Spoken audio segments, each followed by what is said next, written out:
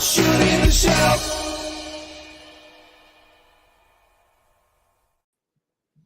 Good morning, everyone. Curtis, how's it going? I know you're excited for me to make a new intro, and after paying attention to this one, I am too, because I was like, man, I don't have half of that stuff in my collection segments anymore. Like most of those Star Wars figures are gone. Most of those like DC women statues are gone. Yeah. My hair's a lot longer. I'm like 100 pounds less than in that intro. So yeah, I hear you. Yeah, I'm with you. But yeah, you know, it's still a banger. I mean, Jeremy DeWitt song. The song is great. Yeah, you can't beat a Jeremy DeWitt theme song. So is fantastic. Well, hey, he was just on Latin Legions, by the way. He was. I missed it. I saw a little bit, and then I had to take an adult nap. You know, the weekend it kind of gets to you after a while. You know, so you gotta get a little adult nap to finish out the weekend. But I'm feeling pretty good now. So I was watching the last couple episodes of Secret Level, and I must have blacked out because then like Pop Culture Jeopardy was on, and I have no idea how that happened. That's not something I ever watch. I was like, what? Like, where am I? Yeah, you said you were going to pop in the studio today too, and you didn't. So I know it's. Look, I learned just a few minutes ago that it's a full moon. It's a I don't know, waxing the Gibbons monkeys winter moon or something tonight. So does that affect Wolf King Customs at all when it's a full moon? I don't think Len's a werewolf. Oh, gotcha. Okay. But I think it always messes with me, and it's usually when I'm not paying attention. But then again, you know, tap me on the wrong shoulder and you can mess with me. I'm easily messed with. But anyway, we're here. Episode 50 of season 3. So we're 2 episodes away from 2 full years of shows. Craziness. The show's not missed a week. I missed a week, but the show has not missed a week. Your computer has not missed a week. That's true. Your computer has been there for every single episode. So even before I got on the show. So yes. Your computer's going strong. Which is scary. That means I'm probably going to have to get a new one soon. Didn't mean to put that anxiety on you. No. That's all good. All right. We shout out the chat. You want me to get it or you want to get it? You rock, paper, scissors for it? Sure. Winner takes it. 1, 2, 3. Wait. No, I want to make sure we're doing it right. Is okay. It 1, 2, 3, and then 3, shoot. And then the one you're doing. Yeah, okay. Yeah. 1, 2. I did rock. So I did scissors. So you all right. We got Chris Johnson out there, Michael Casper, the Amir. We got Blake, aka Recon Rage. We got Dave Orkin out there. He was on New to Mythics today. I did not catch that. Apparently, they were live the same. They were going head to head with My Wife Is Going to Kill Me. But I hear that was a pretty fun episode, so I'm gonna check that out. We got Darla Ackerman out there. I know her. Dub3 is in the house. We got Andy the Collector. Who left some Warlock? It's Wholesome Warlock. What? Yeah. Who? Sorry. I'm shooting Brian Lynn, aka Carver Customs in the chat. Today is the last night for their giveaway that they've got going on over on Instagram. So head on over to Instagram, Carver Customs. Make sure you get into that. You want to be in for that giveaway. Also, I don't know. He might be working on something inevitable. We'll see. I don't know. Andy the Collector, I already shouted out, but there he is again. We got Guaisagwe et Jevaria. We got Tanya McCoy is in the house. We got Kevin McCoy in the house. We got both the McCoys. We got Stacy Lin here. We got all 3 Lins. We got 2 McCoys. We got a couple Orkins. Man, we're full. There's Stef. There's Gina. Let's see. Scroll. We got Big Greg there. Scroll. We got Cloud out there. Uncle Bob. I just packaged up a thing for Uncle Bob for my giveaway yesterday. So that'll be hitting the post office tomorrow. Jose Torres. We got Terrence. I just boxed up something for him too from the giveaway for yesterday. Scroll. We got Joe Gonzalez is out there. Saw him last night on Oz's Clubhouse. And tomorrow night to Let's Go Offworld podcast, we're coming back with our live episode of Legion's Quest tomorrow night. Yes, that'll be fun. Episode 11. 9 p.m. 9 p.m. Yes. There's Schmerber. I missed. Okay, so I'm starting to try to catch his show on Saturdays because it's a lot. I like lives a lot better than the recorded ones. And I missed it this Saturday. My notification, I guess, didn't go off. And then the show's double jointed, but that's not the channel it's on. The channel is like something completely different. And so then I tried to search for it. And by the time I found it, they had just gone off the air. But I don't know. Schmerber, shout out what the actual channel is because I was lost this weekend. I did eventually find it, but I didn't get to catch it live, which kind of stunk. Let's see. Scroll. We got Bill out there, Dorklayer. That's kick-ass, guys. What's kick-ass? I don't know. Something's kick-ass. So there you go. We got Santos is here. We got Van Johnson in the house. Benny Torres is here. And Evil Stick. I think that rounds out the chat. So, here's for Schmerger. Yeah, Saturday morning toy collector. Okay, so that's what I need to look for on set because like Saturday I wake up, I'm all groggy. I get my coffee, and then I'm like trying to find this thing, and I looked up double jointed, and it pulled up a bunch of like chiropractor shit. And then like I looked up double jointed podcast and it pulled up like some other people that were like gaming people and I was just lost. So, well, I mean, It sounds like you just need to adjust your settings. It's possible. The chiropractor joke. Yeah. I got it. So, 2 full years. There's a lot of double jointed chiropractor stuff out there. I just want to tell you guys. So, 2 years. Yeah, 2 years is pretty good. So, you know what else is awesome? Having some cool guests. You know the song. You know what the song says, right? I don't, but I think you're going to tell me.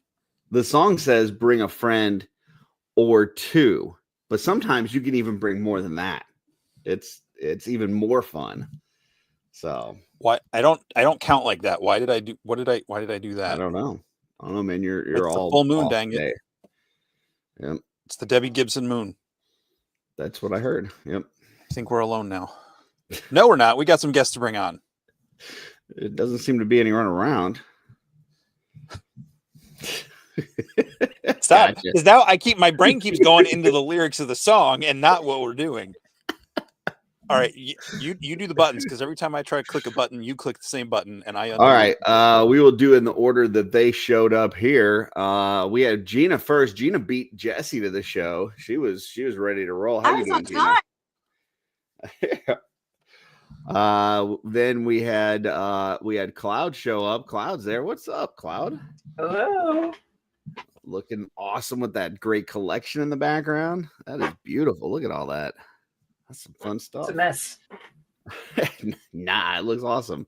And then we've got Stef Orkin in the house. The Orkins, man, they're making the run today. They're doing all the shows. So, hey guys, what's up, Stef? How's it going? A lot of Glyos back there. Looks like. Yeah, we got a few. Nice. You can see the Glyos, man. I need my glasses. Where are my glasses?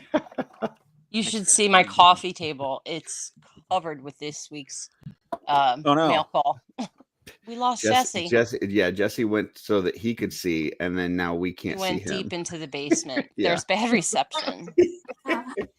He's in the basement looking for glasses. I never give him a basement. He's taking them off of one of his prisoners. So, well, I mean, he did admit he's a werewolf. He said he did. When? That's probably how I just said the moon messes with me. I didn't. Oh, gotcha. I shouldn't have put that specifically in your head. admit to being a werewolf. You know what Wolfman's got, Jesse? No. Nards. Wolfman's got nards. Wolfman's got nards. Oh my gosh. Yeah, Wolfman does. Yeah, no, I knew that. Sorry. All right. Well, at the start of the show here, we go into the little thing we called shelf selections. This is where Jesse and I found some pictures that inspired us through the week.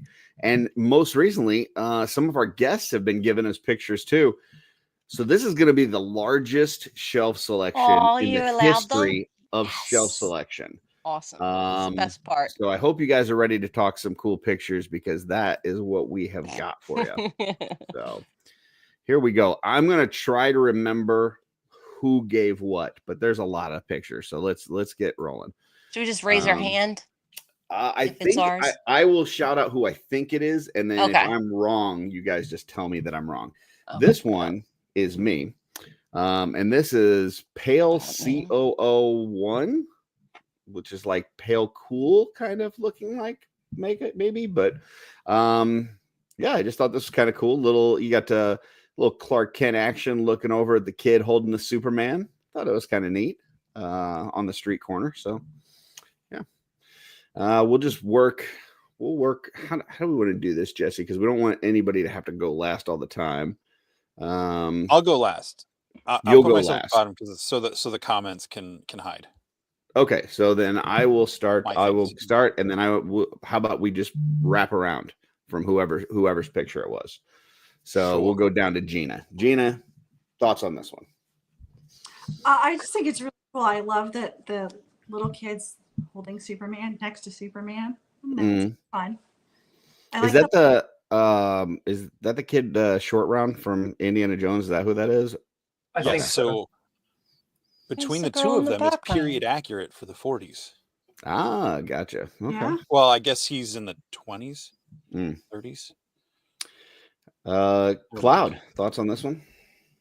I like it. I like that that kind of just moment of him looking, and it's nobody would know that this kid is like standing next to his hero. But Clark's kind of looking over and like, oh, kid, you have no idea. And I think that's really cool. I like the use of the backgrounds. It makes me want to do more stuff like this. Seeing any decent photography wants me to get better. And this is definitely a picture that's like, you should try something like this. Inspires you. If only there was like a really great photographer that lived nearby you that could kind of help you do things like this, you know? Would be nice. Yeah. What a world. Jesse, what do you got on this one? I love the lighting on the Dio. It looks like a street in broad daylight, like the way the shadows are getting cast and how there's the stark shadow around the corner where the girl's at the payphone or whatever that is.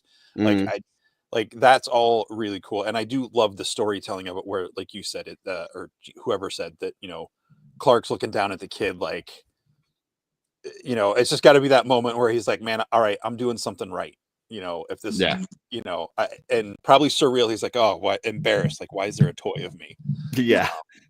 That's a terrible likeness of me. Oh, I thought it was Spider-Man there for a second. Honest. Steph, any other thoughts on this one? Though?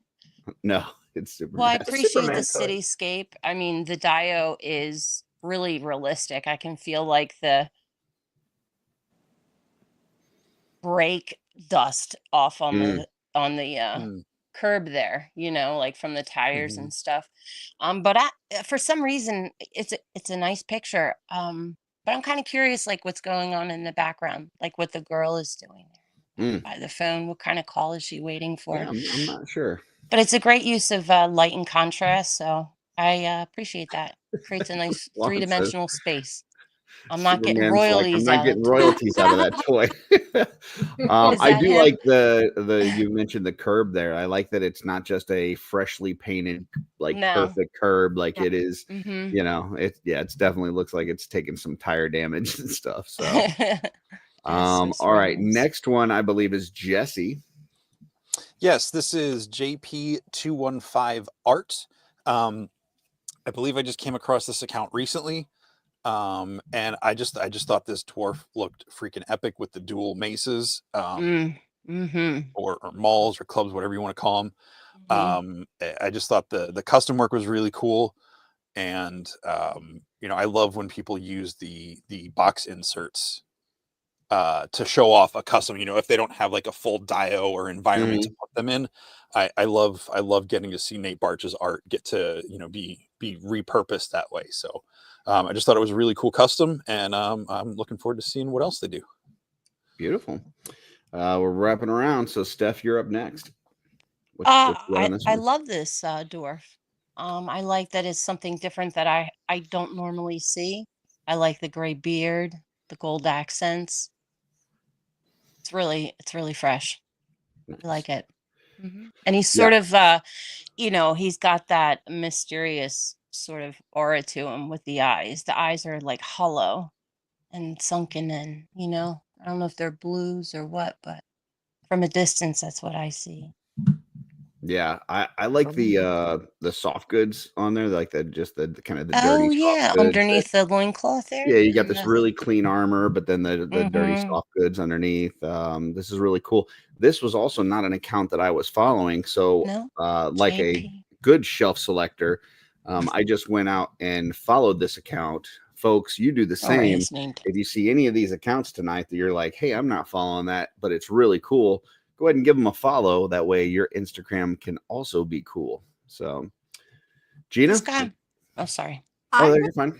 Lighting coming from behind him. Like, I really like that photography style, that bright yellow light coming from behind. And I think it really brings your eye to all of those gold accents on his soft goods. So, definitely. I really like it. It's a good point. And Cloud? I like it a lot. I like that the black with just the gold highlights on it. I like the ornaments in his beard. I'm all for. I like the ears, the pointy ears. Nobody's pointed that out yet. I like when elves and dwarves have that kind of that stands out a little bit, and he looks like he's ready to kind of take on a horde of orcs with those two clubs of his. So it's actually, and it looks like something that we would probably see from the Four Horsemen. I think it's kind of got a lot of their flavor to it, which I like. Yeah, dueling mace dwarf. I could definitely see Horseman doing something like that. So, and Cloud, he's specifically going after orcs, huh? Of course, it sounded like. This is one of Gina's, I believe, right? Well, that's a good pick. Yeah, I just, again, it's Christmas time. But like Father Christmas was my first figure, but I loved just the bright lighting of this. Like there's so much attention to detail in the workshop, him just sitting there reading his list, checking it twice. Like I loved it. The star had like all that extra light coming out of it. Like, I don't know. I really liked this one a lot. This one caught my eye. Beautiful. Cloud, you're next. This is fantastic. It's incredibly busy, but in this instance, it works. It works very, very well. It has that perfect Christmas flavor to it, where everybody goes all the way with the lights and the decorations, and he's got all of his toys and just everything. And it's cluttered, but it's not overwhelmingly so. But it's right along that line where it's like, if this was any other scene, I feel like it would be too much. But seeing as it's a Father Christmas, it's a whole like holiday thing, I feel like it works very, very well. Yeah. I don't think this is the first time he's checked that list. I think this is probably he's checking it twice. Yeah, for sure. This is, this is towards the end. It's last minute. So, Jesse, what do you got on this one? I agree. I love the busyness of it. Like it still feels somehow cozy despite the busyness. Like I was going to say warm. Yeah, it's got a warmth and a coziness to it where, like this is a guy who cares about what he's doing. This isn't the, the FedEx Santa or, like where everything's like timed down to the second. Like this is a guy, he just knows what he's doing. And I really appreciate like seeing that. I know I said I didn't grow up with Santa on OffWorld, Curtis, but I can appreciate a good story in a picture that's not going to make me watch it for 2.5 hours. Jesse's heart three sizes that day. Steph, thoughts on this one? I think it's great. It's warm. It's inviting. It's supposed to have some busyness to it because he's, in the midst of a long day of doing his list. But I like that it captured the traditional Santa that we know and love. And yeah, it reminds me of believe it or not, back in the 20s or 30s, a lot of homes looked like this, and I just, I see that furniture and everything, so I love it. I'm curious about the 3 Christmas balls, but that's okay. My Yeah. eye is sort of drawn to that, but Mhm. at the same time, I think it's cool that he didn't do like a bunch of tiny bips and babbles everywhere, because then perhaps then we would be, our eye not going back to Santa, So I think it's awesome. It's great. It's a Yeah, Christmas card. I like that there's some things in here that I kind of question, because it like the 2 reads. I'm like, why are there 2? Why are they offset? But it That don't makes bother me though. it makes it But feel more like a real thing, though. Like, it's not, yeah, you know what I'm saying? Like, it's not so perfect that you're like, okay, this is sure, clearly a setup for a photo. exactly. Like it makes it Mhm. feel like a more real situation. And Yeah. then just the incorporation of the little the duck and the dog and stuff, like from the horseman, and then some other things, presents and stuff from other lines. It's a really good shot. I love the way that they got all that in there, and just have this. I keep This feels like a finding greeting stuff, card. Like, I which could is totally see this awesome. on a greeting card. Yeah. You So, keep finding stuff like the little slither of the stained glass, but like look at the candy yeah. cane. Mhm. And then that candy cane like gives you depth, because then there's like this bottle right in front that I didn't even notice. That's Yeah, like with goodies what's and on stuff. that big candy cane? There's like some contraptions or something. What is Kind that? of like It's ice. strange Hellraiser fetish gear, I guess. Yeah, he's making toys. The elves made That's it. definitely what it It's is. an Yeah. articulated candy cane. I of mean, you don't sorts. know what these kids asked for, so Too naughty No. candy cane. yeah, No. I like that it's warm and it takes us back in time, gotcha. to the lore. I believe this one is Steph's. hmm Have at it. Me first? Yeah. Oh, okay. This is my girlfriend Shelve, and she's from Thailand, and I just met her online. I've never met her in person. I think she's an amazing toy collector, and what she does is she'll take a lot of sofubis that she buys, and then she'll put like a song to it, and then she'll draw her rendition of it, and then just do like really fun stuff with it. That's it. Yeah. This I was think also she's an account. incredible. I highly urge you to follow her account and check out what she picks up. And she's a really sweet girl, very creative. Yeah, this is one that I was not following, so I just gave it a follow. This is a lot of fun. Hi, This TJ. feels like Yeah, I don't know, some sort of like music video from the 80s or something. Yeah. Like, you just yeah. like She just hangs out in Thailand and takes like the most amazing, like obscure pictures of her with her toys. I adore it. Yeah, this She's is like, this she didn't know screams why I wanted to travel toy. feature her. So. I was like, of course we should feature this. Why not? Gina, thoughts on this one? But when I first looked at it, I thought it was a drawing. Like it's just such a cool little picture that like I thought it was a drawing. I didn't even realize it was a photograph. So yeah, no, it's a little bit of both, mixed media. Yeah. So you're right in thinking that, but I love that she's riding it. Yes. I like. Cool. Cloud? I'm with you on the 80s, 90s MTV imagery for sure. Yeah. Like, it's something you'd see on like a Butthole Surfers album cover or something. Yeah. It's really cool. It's very unique. And it definitely, the style works with the little vinyl figure that's in there. I think it just kind of complements that just kind of like very strange abstract that it's got to it. It does that really, really well. Yeah, it's a lot of fun. Jesse? I had to look it up on my other screen because I can barely make it out on my for some reason my laptop window is so tiny if I want to have the chat open. But it's really cool. I think that Sofubi, that blue thing is fun and interesting, and I love all the drawings of it down there. And yeah, it totally feels like a 90s, not a ska, but kind of that like that kind of punk, that kind of like peppy grunge, punk not reggae. like punk. Yeah, something like that. Yeah. Yeah, this is really fun. It's kind of like a Cyclops troll mini. Liquid TV, yeah, for sure. Okay. Next one is Clouds. This is It was my friend Lex incredible. from the UK. Ooh. She does a lot of really interesting photos. It was kind of hard to pick one. This one was actually posted the day I sent it over to you. Oh wow. I love these characters, and I like the little interaction with Poxus and his mount. I used to do something similar with like Ilithia and Phobos, and I like that. It's just that little like there's a connection between intimate. these two. We only see them as exactly. It's like they're Very these intimate. monstrosities, but they still have that kind of connection to Right. them. I like that. She does a lot of this stuff, so it was hard to pick. She does little stories as well. Like she posts in the Legion's Ladies a lot, and she has like ongoing stories. So it was really hard to pick one, but this new one popped up, and I had to. She was an easy choice for me to feature. Very nice. She Jesse? posts on IG though too, right? Oh yeah. Okay, cool.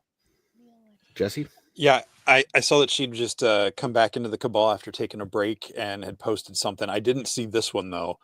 And I do really like that, because that, like you said, we usually just see them as like, you know, the rider on the horse and, you know, the threat of what he is and they represent and everything. So seeing this, of any of the four that have of the Dark Four, I feel like him and Ilithia would be the two that had a bond beyond just, you know, just a horse and rider. This is a really cool shot. I love the lighting, and that you see so much of that texture and that sculpt on Flogus's head, which I think that horse gets overlooked a lot by people. But yeah, this is a great shot. Steph? I think it's really intimate. I like it a lot. And just as reiterate what Cloud said, you know, this grotesquerie of a horse and Poxus, this god. I don't know. There's a softness to it that I really like. And it's funny because I'll show my family some of these horses, and my dad's like, "What is that?" And I'm like, "Well, you used to draw skeletons on horses because you got to study the, you know, anatomy and stuff." But he's like, "I didn't expect all this." I have Poxus right in my door. He greets anybody that walks in my house. So I think it's a great photo. Alexis killed it. Yeah, we talk a lot on this channel about like a photo telling a story, and Narrative, this definitely does that. There's so much emotion here, and like just a tenderness that I wouldn't expect between these two. Like I've never, you know, I just, you know, sure, it's like, is he leading him, you know, is he bringing him home from battle, or is he getting ready to take him Feeding him out a rotten apple or something. Yeah. Oh, it's got worms in it. Yeah. Oh boy. Cut up dwarf parts or something. I don't know. Yeah, that's cool though. Gina? Yeah, I mean, I'm just kind of going to echo everybody else. Like, I really like that it's just this quiet moment that was captured between the two of them. It's almost like, you know, when nobody else is looking, that's their quiet moment. And it is, you know, it's just that intimate moment that shows that caring between the two of them. And the lighting of that, where again, it's hitting all of the spots in the sculpt of his face. And it's really awesome. Very cool. Next one is one of mine. This is Toy Immersion.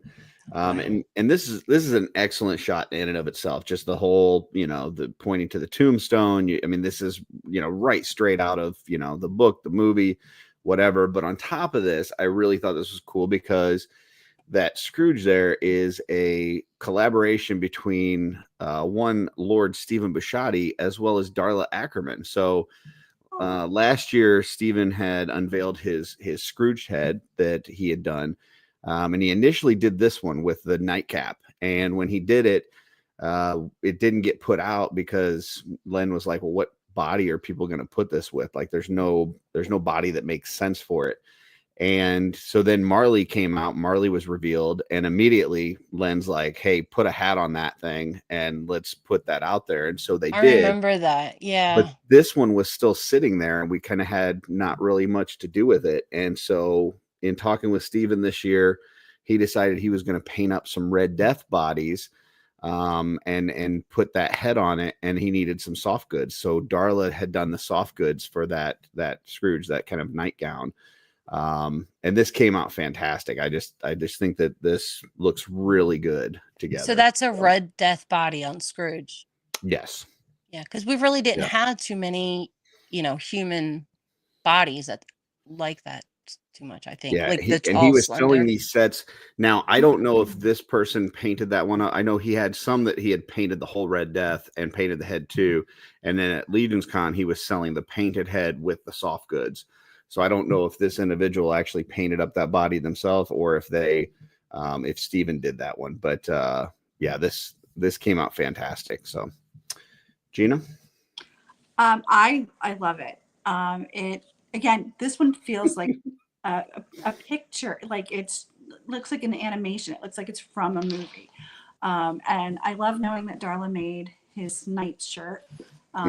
It's and the hat too, right? No, the hat's part of the sculpt. Oh, okay. Yeah, and then just like all of the detail in the tombstone and the snow effect, and it's just super cool. Yeah, just him clutching the robe too. Like if there's a lot of emotion there. All of that, like the lines, like it's that diagonal down, and then Scrooge's arm, the diagonal up, and it's composed really well. Yeah, Cloud. This is excellent. Like you said, it's right out of the book. I think this may have been posted in the Figura Obscura Cabal. I've definitely seen this outside of Instagram. Yeah, it was on. I know it was on in the main Cabal. I don't know if it made it to Figura or not, but yeah. Yeah, that's excellent. I love that the Ghost of Christmas Yet to Come is showing like, look, and Scrooge is doing his best to be like, please, please, please, and this guy just does not care. He's like, look, look, you dick. Yeah, it's not too late. I can turn it around. So, Jesse, this is a great shot. It makes you feel the cold. I like it. The scene's a little bit brighter than I'm used to imagining it, but it works for like, I think if it was too much darker, you would lose a lot of the effect of it. But I think it looks really cool. The headstone is great. You can hear just that cold winter wind whipping around them, and just the silence of the Ghost of Yet to Come. And it makes me all the more excited for what the Horsemen are going to do, because they're just not going to do a skeleton in a black robe when they get to this one, because that's essentially what Maxilius was. But this is a great shot. I know we got to carry Steven's custom of Scrooge around this year for Wolf King at all the shows we got to set up at after Mesquite Con. So cool. So it was really cool to get to have that for people to see, and that other people are doing stuff with it now is really cool. Yeah, totally. Steph? Yeah, it's awesome. I love skulls, so I'm trying to remember a bit of the story because I haven't read it in quite a bit. I wonder if he should be like more scary, like, because isn't death about to take him? It's at this point where he's gone through the other ghost, and he's realized he's showing him that he's going to die, and he's he wants time to be better. He wants time to fix the things that he's done and be a better person. So it's a beautiful photograph. I like the colors and the palette that's in it. I love the snow too, the way that they capture that falling and everything in the foreground. Yeah, it does really help cool with the perspective, like having the close-up tombstone a little further away, and then in the horizon you got the fence and the tree. Totally. Next one I believe is Jesse's. Jesse, is this you? Yeah, this is mine. This is Faisal _ Maulabocus. It'll be it'll be tagged when I do the recap. It'll be tagged. But this was a reel, so it wasn't a photo, like just a normal scroll. But I loved the color effects that are going on here. I love the color is pretty amazing. How the skeleton is kind of splitting the texture of like the background pieces. You got the stones kind of down into the left and whatever smoke or effects, up and to the right, and then the other colors. I thought it was really fun. I believe it is I believe there's like some motion to it. It might be like an actual reel where there's like movement to it, but I just thought it was really cool. The colors really captured me. And the Undead of Vikenfell is my current favorite figure to mess around with right now. Oh my gosh, I have to get one. Steph, you're next. Great photo, just like Jesse said. I really enjoy the muted but saturated color palette. Like feels like we're in a cave, like the Bison area or something, or the Byzantine period, and he's just like walking on those rocks. And I really like the texture that it's created in the photograph. I think it draws attention to the figure very well. I would love to see, even though like, he's in a behind the scenes on this, because it really feels like he found like this little tiny cave and like crawled in there and took this picture. Like, I don't know. I don't think that's just post. If it's post, I mean, he just did really well blending the background. It almost looks like watercolor, or like there's cave. Yeah, I don't know. It looks like he found like this just wall. amazing spot to take actual figure photography, and it's like a little tiny area that nobody else knows about. He has to like crawl on his hands and knees to get there. So, yeah, I don't know. Gina. Yeah, no, it does. It's got that cave feel. It's got movement to, like, you can see there's movement to it, which is really kind of cool. And whether it's just a lighting effect or whether it's like a fog machine or something like that he put behind there, but you can definitely see the movement there, and with the colors, and it's very cool. It captures your imagination, because there could be 1,000 things happening there. Yeah. Cloud? I definitely like, again, the color saturation, and as somebody mentioned, there's a lot of shadow on the front of him, and normally that obscures the character a bit too much, but I feel like in this situation it works really, really well. You can still see some of that tribal marking on the skull. I like that you caught it in a reel, so it wasn't just posted, so that's really cool. The background's fantastic. The lighting off to the side for like the cave entrance is really cool. That figure is one that I unfortunately had to let go of recently because of my current situation, but that's like, I wanted it for a custom, and like pictures like this make me want to get one just to kind of keep it as is. So it looks really cool. I like it. Yeah. It just hit me, Jesse, what this reminds me of, and it's old Greg. That, like, oh just my God. like the color, the cave, the colors, like you know what I'm saying? Like, yeah. What brings you into my waters? Yeah. You ever drink Baileys from a shoe? The next one is from Gina. Yeah. Oh, I thought it was mine for a second. No. I'm glad you picked Thomas. Yeah. I liked this one a lot because it felt like you just came upon him walking through, like as he was on a quest somewhere. He, he was on his journey. And I liked that it was bright, and there was like, it just was, again, I like light. Terrence is making fun of me in the chat because I like light. But I just like, because you can see all the details, and it looks like you just kind of happened upon him as he was on his quest. Cloud? This is probably one of the happiest, dopiest skeletons I think I've seen. They're usually kind of like murdering somebody, but here he is just kind of like watching butterflies or something. I don't know. It's a lot of fun. It's definitely a very different take from what we see from anything that I've ever shot. They're always fighting. They're always being evil, and he's just kind of out there like, oh, it's a beautiful day, isn't it? Jesse? You're muted, Jesse. You're muted. Babe. Sorry. I'm not going to be able to get that voice out of my head now, Cloud, of this skeleton. Whenever I see it on my shelf, it's going to be like just that really like kind of like Cockney, just like carefree British skeleton walking around.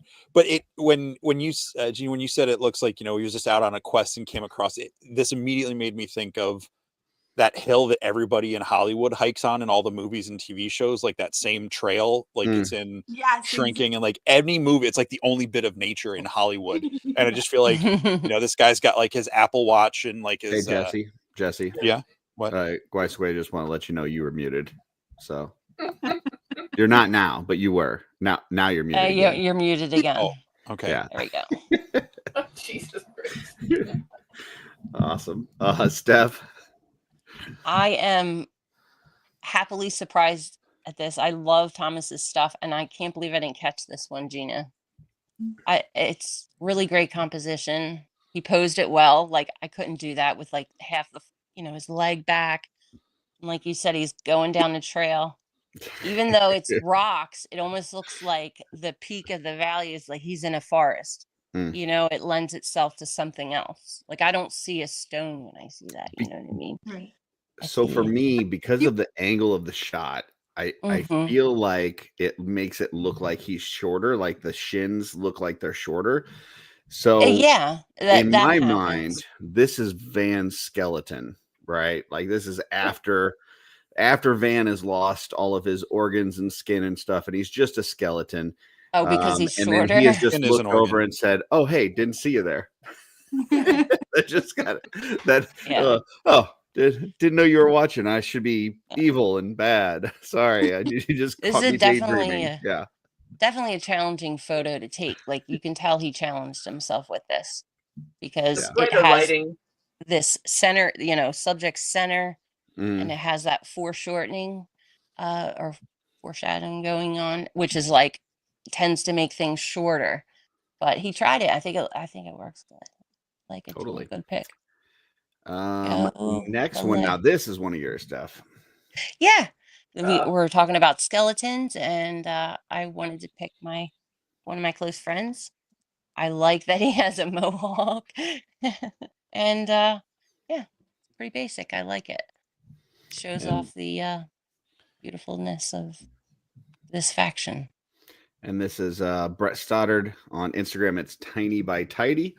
Doesn't do a ton of toy photography. He does a lot of other photography that is fantastic. I know. I had to like really search. Yeah, but this is cool. I don't know where that head sculpt came from, but it's awesome. I like it. And I apologize. He did have one with skeletons with the bone wings on that he got at Legion's Con. I just forgot to put it in there, but you should check it out. Tidy by Tidy.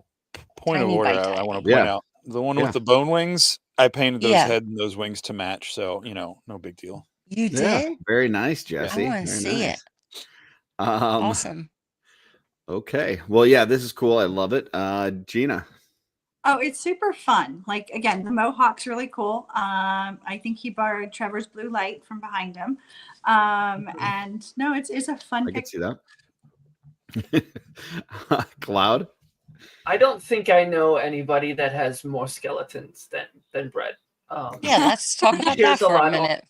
He's got a few.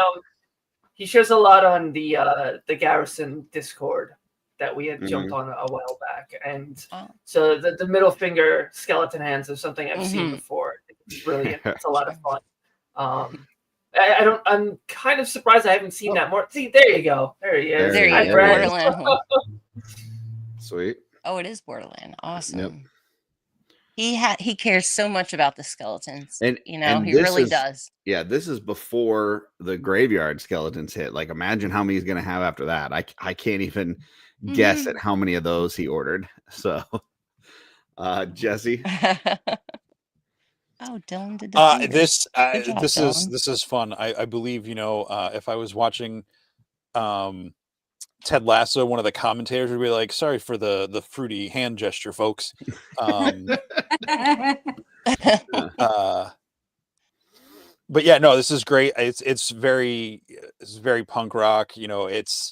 Necronominus is cool because there's I think a lot of different personality that can come out of the skeleton. You got like that metal, just like that super grim and overbearing like death, and then you got like this guy who's just like, yeah, F them all, death to life, it's really fun. It's a cool photo. And yeah, Brett's an awesome dude. And for folks who don't know, the Tiny by Tidy is all toy photography, so there's not like it's not constantly updated, but that's Right. all toy photography for me. Yeah. So thanks for sharing that. Next is one of mine, and man, I can't get over how good this guy is, man. Bear Blade. I mean, first of all, just a super nice guy. Like you talk to, he's really nice guy, but he does some of the best work. And I've seen a ton of these leprechaun heads that were done by the Euro Legions guys. I've seen a ton of them painted. I've painted one myself. Eric Miller's done one. Noah Pratt. I've seen a crap ton from really great artists. And this blows them all away. Like, I know it's not a competition, but I just sat here and stared at this thing. The skin tone, the eyes, the beard, the different highlights and depth on the hat. This thing is just spectacular. I mean, the irises on his eyes are so it's so good. Hyper real is wow. Yeah, he absolutely killed this. So, Gina, I love the movement in the beard. Like you see the movement from the way that he shadowed that. That is amazing. And like Steph said, the eyes are like, you can't compare it. I mean, with the iris there and just all the detailed work in here. This is just amazing. So good. I had it on the other screen and I'm like zooming in and I'm like, look at that and look at that. I'm like fangirling over here. It's really amazing. Cloud. This is like everything I've seen from him. It's just incredible. Good on him for the work on the eyes, because I don't think I'd have the patience for that. They'd just be one color, black, white. And I don't know necessarily what it's supposed to be, but the little metallic emblem on the front of his hat kind of reminds me of like an old straight razor, or not a straight razor. What do you call it? A safety razor. Like those singles. That's kind of what it looks like to me. So I'm not sure what it's meant to be, but that kind of gives it a little bit of an edge that I think is kind of cool. It works with like the metal armor and the bare arms. So this is excellent. Excellent. Jesse. There's an accent going through my head as soon as I hear this, and like this guy's angry. He's like, I'm not going to try to do it because it's going to come out Scottish. I was so waiting for you to do it. But there's just, he's just got this edge to him. Like, he's like, you took my last piece of gold. There it is. That wasn't even a good one, but like, he's like, I'll take it. Like, like this is Lucky when Lucky gets pissed because he took his last Lucky Charm. Like, and I'm not saying that to make fun of it. Like, I think this is awesome. It's a really cool sculpt. I'm kind of kicking myself for not getting over their table to pick one up to paint. But yeah, this is really cool and did a fantastic. And just the beard. I saw the War of the Rohirrim today, the new animated Lord of the Rings movie. So just seeing the texture and the way that beard's moving is making me think of the way they animated the hair movement in the movie. So this is really cool. And Steph. Oh, you're muted. I'm starting now after like 4 or 5 years. I can identify Blaze's work. So he really has a strong aesthetic. I did see this on Instagram. I don't go on there all too much as of late, but what I like is that it's such a small figure, but this makes it look so big. I mean, granted, it's a cropped photo of his face, but he just looks so brawly, Yeah, and the texture, color match too to those arms is like spot on perfect. It's so good. Is that the $10 body buck, you think? I don't know if it's the extra body parts or if it's the ones that actually came with Gaspar, but it's one of the two. One of the two, it's definitely that color. So and then look how, like, I don't know if it's a sculpt or not, but regardless, in the hat, he puts all his highlights, lights, and darks to make it look like folds in the fabric. So maybe the flock thing got a little light damaged. Spots of green, like the brighter green with the darker green, like it makes it pop, like for sure. definitely like paying attention to the highlight details and all. And is that like a razor blade, like upside down above the buckle? That's what Cloud said. I think it could be. I don't know. It looks That's like pretty it looks cool. like it almost has like a key logo in it, but it definitely Okay. looks like it could be like a razor blade. I'm not sure what it's exactly supposed to be. So we'll probably hear when John Caulfield watches the replay. He'll probably throw it in the comments. So I mean, the painting speaks for itself. I mean, there's not a lot going on, but the fact that you don't just get stuck in one area of the photo, you kind of look at everything, and it's pretty incredible. Good job, Blaze. Those do look like the arms, the builder arms, like just the sculpting and like the veins and stuff. It looks spot on, so I'm gonna assume that's what that was. Then that's an excellent paint match. Yeah, great paint match. Next one is Jesse's, I believe. Ooh.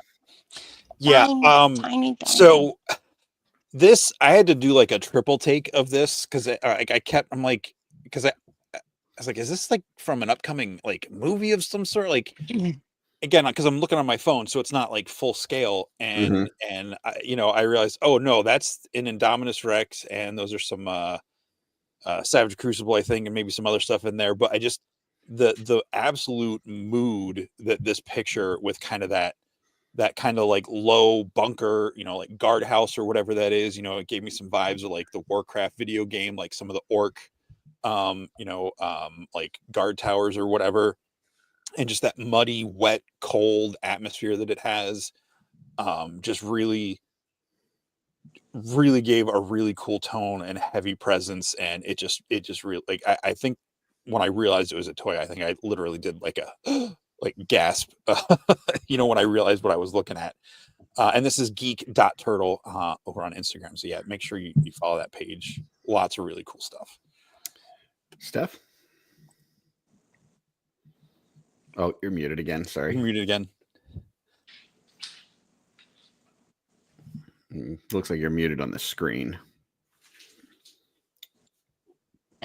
Sorry about that. There you go. We got you.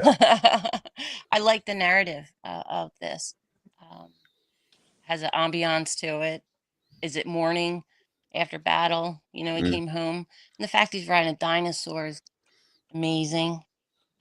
But that figure that's on riding the dinosaur, he's is he 1/12 scale? Yeah. I think he's the same as the guy in the Crucible. Okay. I don't know too much of work, but I love the environment that they set up here.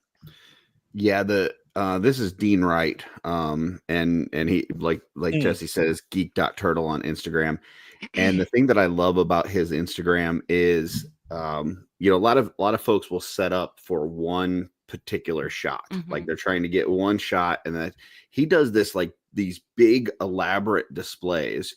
Then there'll be several different shots. Like there's figures and other like background things and environmental things that are not in this shot that are in this setup, that as you like scroll through the photos, you're like, oh wow, oh my goodness. Like, and like, I don't know where he does this or how, like, but it's like this big, huge area that he'll set up like a whole bunch of figures and a whole bunch of different, like, vehicles and animals and all this kind of stuff.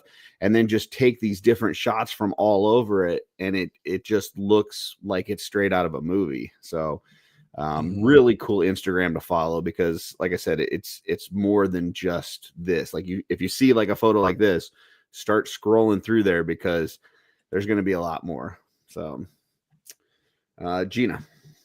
So like Jesse said, it almost feels like it's from a movie set until you look in and realize that it is toys.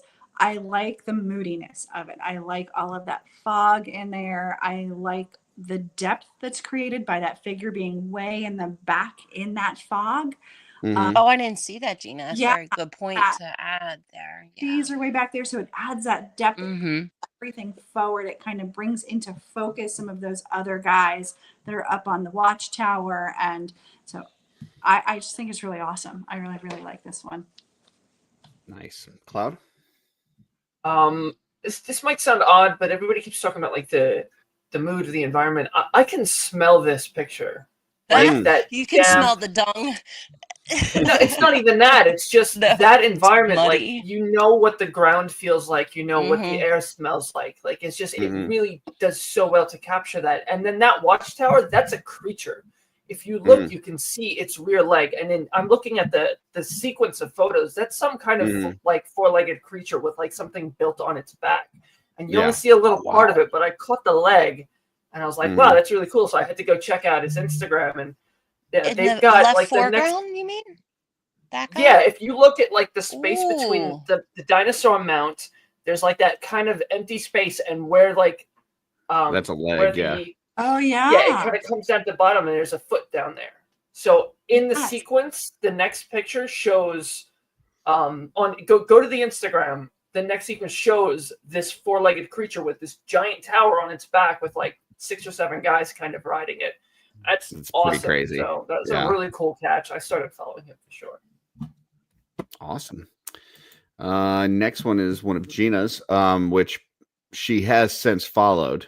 So don't be fooled by the photo. I didn't see this one. Even though the photo says follow and she hasn't hit it yet, she's since gone through and made sure. In all fairness, the algorithm spit this out. I want to say it real quick, Gina.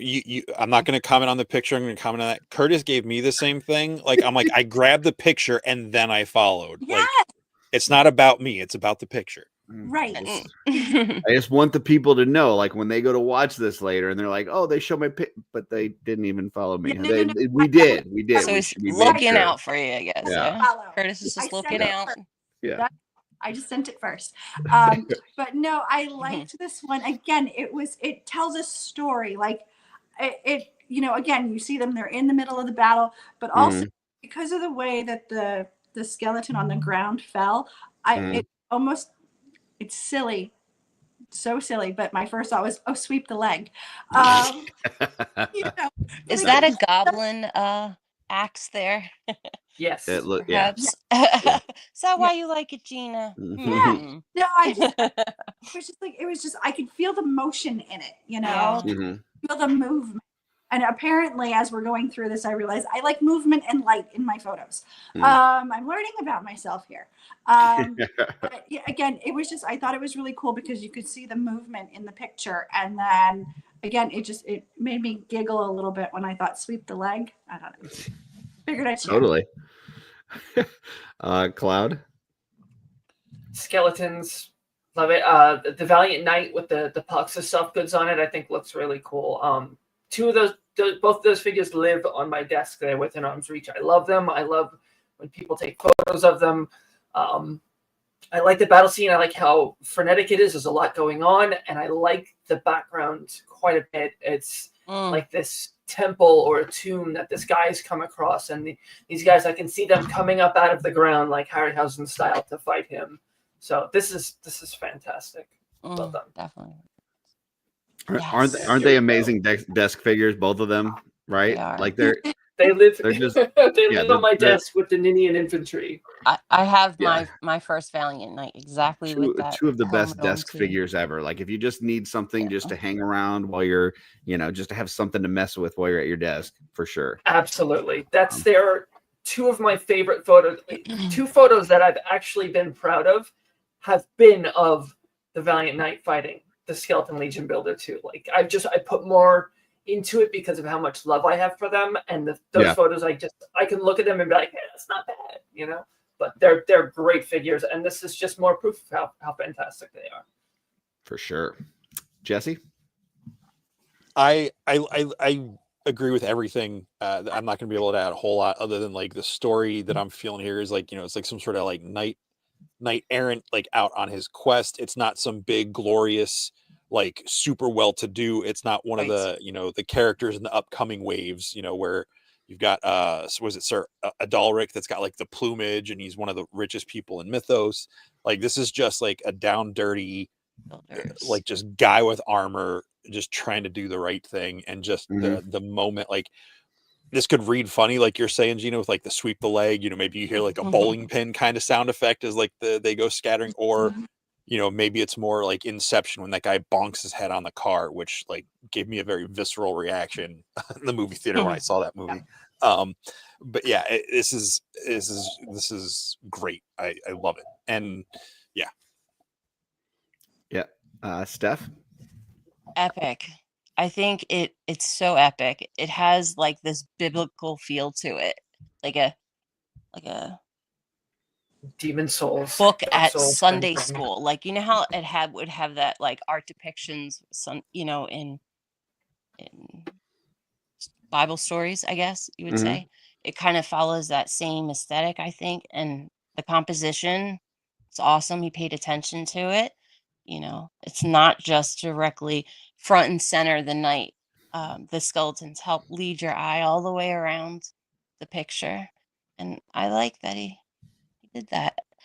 And it's funny because it wasn't until Gina said sweep the leg that like, even though I saw his skull on his axe, the goblin, I kind of went from counterclockwise all the way around. I was like, oh, dang, that guy has his leg. Yeah. He's upside down. I love putting the skeletons in all different positions. So for me, when I saw this, what came to my mind was like the seasons of Daredevil when we had those on Netflix, where they had all those like hallway fights or stairwell fights or things like that, where it'd be these long elaborate fights with a bunch of people coming at him, and it was just like shot in one take to where it was just like lots of movement, and that's what I want from that. Like, I just want to see this guy work his way down a narrow hallway trying to take out all these skeletons that are just trying to take him out.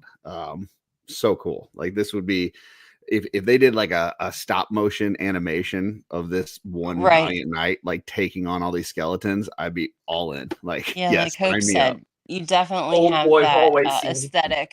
Yeah, always seems man, it's so good.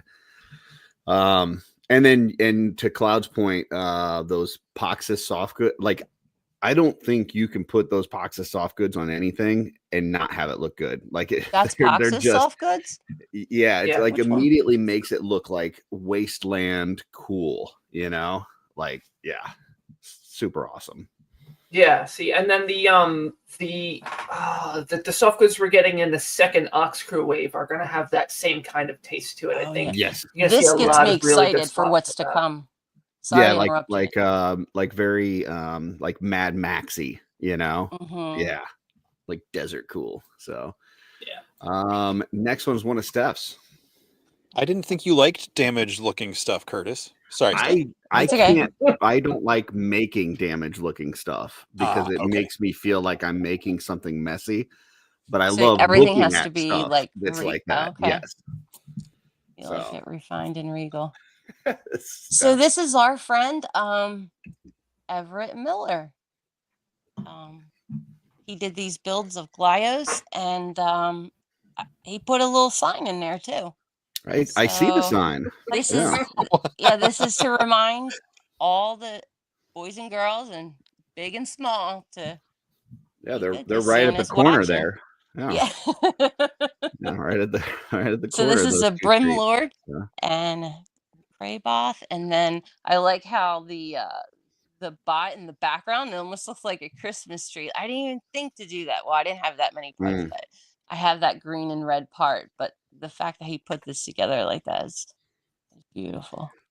I have a strong appreciation for Glyos, but I have not gotten the bug myself. Like, I've gotten a few of them. It. Some people either get it or don't. I'm kind of happy I haven't, though, because like, I could see it being a huge rabbit hole, especially when you get stuff like this where you've got these similar color schemes and you're like, wow, I can pop and swap these and mix and match them and do all these different things and make these huge ones with a bunch of parts connected. And I could definitely see this rabbit holing, but it was really hard not to pick God Beast or there's another fella who I think it's Toy Affinity, who actually took McFarlane parts from Rage, some new toy, but it had these buildings in it that was to 3 3/4 scale things, so that they can make big kaiju monsters going through, with the buildings, and they were like $3, and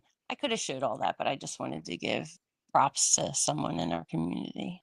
So. Sweet. And that is Furious_figures. If you have not followed them on Instagram, go ahead and do so. So thanks for allowing it to be shown. He has a lot of fun builds. So check it out. Gina? Oh, I think those builds are super fun. I'm just learning about Glyos. I never heard of them until Legends Con. Oh, yeah? Do we have to send you one? I think so. I think that's what that means. But no, I do. I like that the guy in the back looks like a mechanized Christmas tree. Like he looks like very, very cool. Like they're just really neat figures. And this sign, I think I want it for my desk for work. Very cool. Cloud?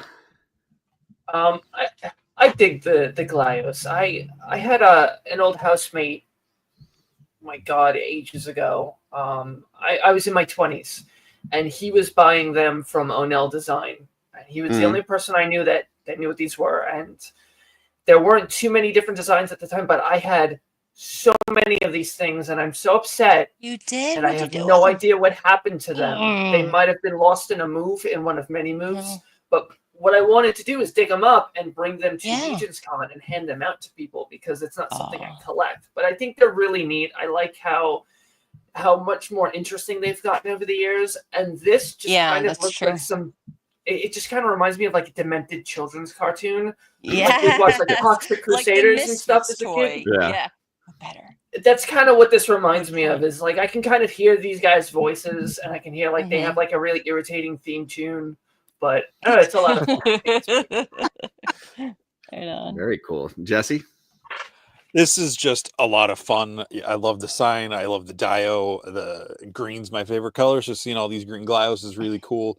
And now that everybody's talking about that one looking like a Christmas tree, all I can hear in my head is that must bring joy and cheer.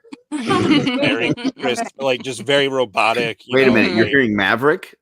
No, like he's like, it's kind of like when Jyn Erso gets rescued at the beginning of Rogue One, and he's like, "You're being rescued. Like don't resist or whatever or what." It just feels like you're going to have fun, no matter what, because that's my programming. And season 3 comply. Yeah. All right. Next one is one of my picks. And this is Toy Shot Sightings and Toys and Photography. Man, just an awesome like set of all of these together. And it doesn't look cluttered. It looks like one of those shots like, towards a certain part of the movie where they're gathering up and they're getting ready to go together towards something. And just all these different Spider-Men out here. Just the poses, the way that they've got them. Yeah, this just looks really cool. I don't know what this like roof setting is. I don't know what that's from, but it's really cool. I like it a ton. So Gina. I like this one a lot. Again, you got that light coming in. It looks like, it's definitely moonlight hitting them all from the same direction. I like, if you look at the brickwork, you can see where there's, imperfections in the brick. Spider-Ham's in there. I love Spider-Ham. Like, I thought that's my favorite part. Yeah. Yeah. But just, they're all standing in their Spider-Man pose, so it's just, this is a really cool composed shot. I like it.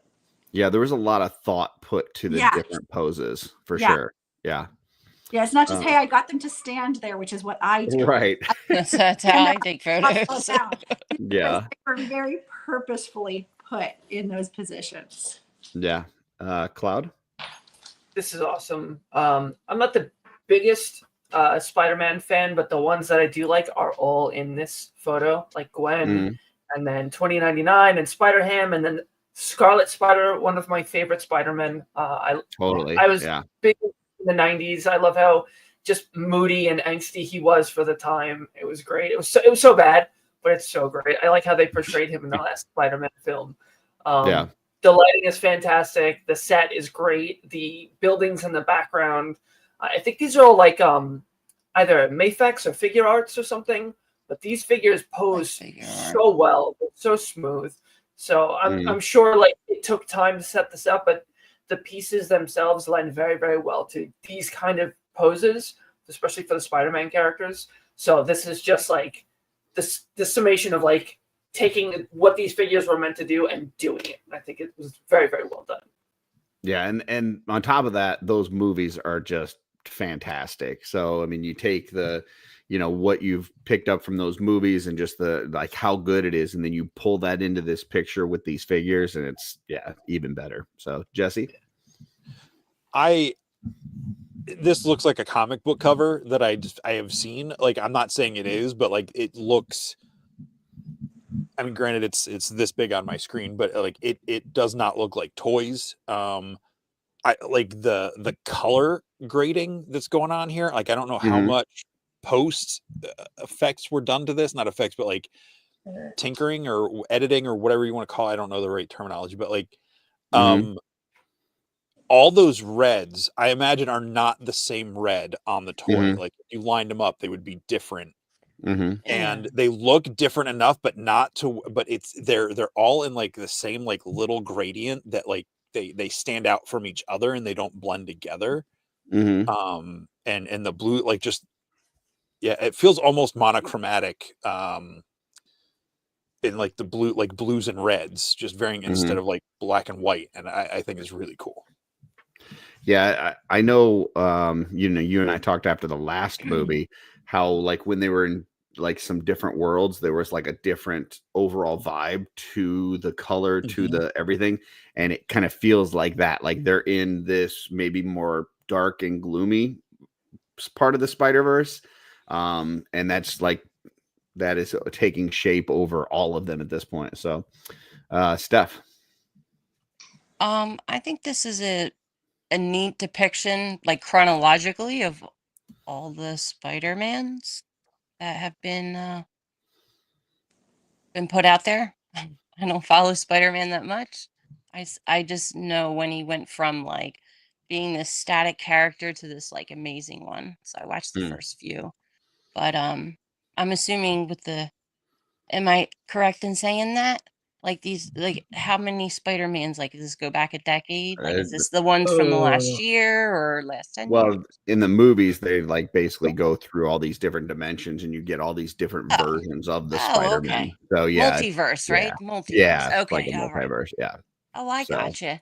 Well, I think it's a cool depiction of all of them in one, I don't think it's so much the scene. It's just like giving, the scene is built to show the back characters. to like the 90s, like when I was reading. So this goes back to our childhood and some more recent characters like Gwen. So this really does, like you're saying, it pulls an interesting time. Oh no, Frozen. Spot on. Oh, there we go. Yeah. Thanks, Cloud. Absolutely. Yeah, it's a cool time. Next one is, I believe, Jesse's. Jesse, is this you? Captain America, he's our man. No. Yes, Jesse. No one yes. can. This is another, I think, relatively. What? Can you not hear me? I can. I think you're delayed. Hello. Hello. Hi. Tessie. Yeah. Oh, cool.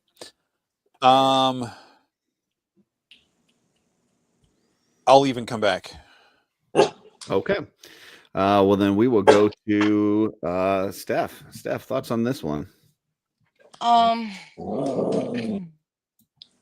doggy. I'll be right back. Somebody needs to go out real quick.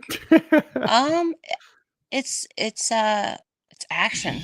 I like the action. It's right front and center. He's about to punch me.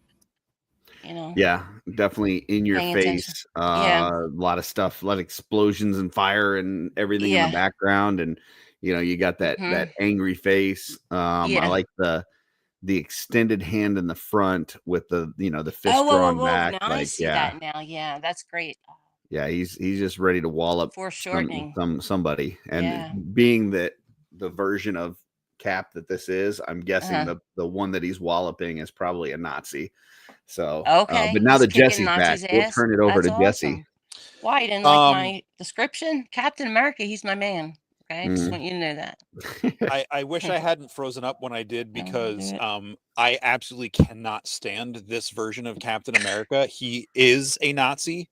Oh, gotcha. Oh, he is a Nazi in Hydra this? This is Hydra the this is Hydra Cap from the Secret Ugh. Empire storyline a couple years ago. But this is a really new to me account, and I thought the picture was really cool. Like Curtis was saying, with the hand up front, the hand pulled back. I think the figure looks really cool, but I'm not a fan of the storyline. But this is a great shot, so I couldn't let my emotional attachment to the storyline affect my judgment of the photograph. I should say he's like Nazi. Food and Nazi toys. He's Hydra. He's Hydra, not a Nazi. There is Nazi adjacent. There you go. There you go. Okay. Jesse, can you confirm that Cap is fighting the Mayo Man here? No. Is that would Cap be for or against Mayo? This Cap would probably be for Mayo. Oh, what a monster! What a monster! All right, Cloud, thoughts on this one? Very simple. Great pose. I think I like the background, like you mentioned. I think it's very well done. Not a version of Cap I like. I mean, Cap's one of my he's okay kind of characters. Like I do have a couple of Caps on the shelf, but I like the simplicity of it, the action behind it. That right arm, something about him. I've been trying to place it. Looks a little strange. It may just be the way the figure poses, so I'm trying not to dwell on it. It's like I feel like if you maybe brought it down so you can see more of the elbow, but regardless, it's still a cool picture. Is this a Marvel Legends figure, Jesse? Do you know? Yeah. Oh, it is. I believe so. Yeah. Yeah. So it I don't know. I'm not sure what kind of articulation it has. It looks like maybe it's just not. I don't know. It is. There is a little odd positioning on that punch, but I love the hand in front, the blurred hand kind of forward. So that's cool. Yeah. Well, next one is Gina's, but Gina isn't back yet. So let's go. Let me scroll here and skip that one, and we will go to this one, which is one of Stef's. Yes. This is from an artist called Angry Hedgehog Toys. He's a Glyos maker. I just got this figure. No relation to no relation. Hedgehog action. No. Okay. But I'm just naturally drawn. You know, hedgehogs are amazing. This is an angry one. Yeah. Gotcha. And I think it's important to see like the difference in style between Glyos and Mythic photography. You know, how they interpret it. One is really graphic and comic booky, and then the other one could be more realistic. And I think both sides could take a thing or two of inspiration from looking at both. You know what I mean? Like maybe some Mythic toy photography sometimes I think could use a little bit more thought on composition and just like design as far as like how it's, you know, how it catches your eye. And then also I think a lot of the Glyos stuff they're starting to do, or they have done more like realistic stuff, kind of like how Legions is doing. So as far as the photo, I just think it's awesome. I think, you know, it's not entirely done in post, but who cares? Like he created this world where like, I don't know, the sun, he's on the sun and it's burning. He's got to do something to stop it. And I just love that toy, and I wanted to stare at it while we were playing or we were talking, so I can think about how I'm gonna pose it. Yeah, it's a cool figure. I love the little gun attachment, his little saw blade on the side, and it kind of feels like he's standing on top of like some molten metal or something. Yeah, like it's just a really cool look, and the lighting on this is fantastic. You know, Curtis, this could be like just a duo. There's just like two colors. Yeah, much, almost like 2-3 colors. That's it. Yeah, you know, a limited palette. It's still impactful. Yeah, the lighting is beautiful. They did a great job. So this is cool. Gina? Hi. Okay, so I think the same thing. I thought like it was like a molten, you know, bunch of parts, you know, and that's an interesting melting take them down, or he's rising from it. And you know, he was like all melted parts, and he kind of came up. So and he's getting ready to go, you know, off into his journey of things. But yeah, I thought this was super cool. I liked the lighting and the way it's so bright in the front, and then but also lit from the back. Totally. Cloud. Yeah, I really like this figure. I think he looks super interesting. I like the different parts. The design of the character, and then the lighting, and then the base that they're on all work so well together. Because this looks like some kind of robot, or maybe even like an exosuit that you would wear on like a volcanic planet or something. The lighting is excellent. It's so well done. Nothing gets lost. It's weird because it's one color, but it's so many different variations of that color where they need to be. Right. And it definitely does well to highlight the angles on the action figure, like the different, like the sharper sides of his legs and things like that. Really, really cool. It kind of makes me want one of these guys on my desk, but take it away so I don't buy things. Yeah, well, let's stop. Jesse? I just wanted to show you this was the color. So. Oh, wow. Yeah, that changes it quite a bit with the lighting. Wow. So it has red accents and stuff in it. I don't have all the bips and bobs on it though, like the pauldrons and stuff like that. But yeah.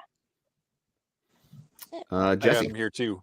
I got this. I didn't realize it was the same one because the color is so different in the shot. Right. It looks like something out of like a Netflix animation show. Just the way those colors are so solidly blended, like in the lighting effects and everything. I think this is really cool. It makes me want to like get out the extra parts and fiddle around with this fiddle around with it and do some different stuff. Yeah. Yeah, it's been fun getting to get into these a little bit. But yeah, this is a great shot. I was not following Angry Hedgehog toys before this, but I will be. You should. He's very nice. Forward. He's from Australia, and he's really cool. It's whatever. Awesome. Yeah, he's super cool.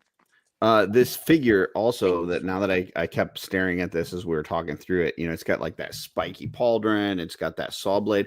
Kind of reminds me a little bit of a Charbot. Speaking of which, Carver Customs, get a hold of them to get your Charbots. They also have a giveaway going on. Tonight is the last night. Make sure you go to Carver Customs on Instagram and get in that. And if you want to buy this toy, go to cappyspace.com. There you go. Them in there. And follow this account, Angry Hedgehog Toys. Angry Hedgehog.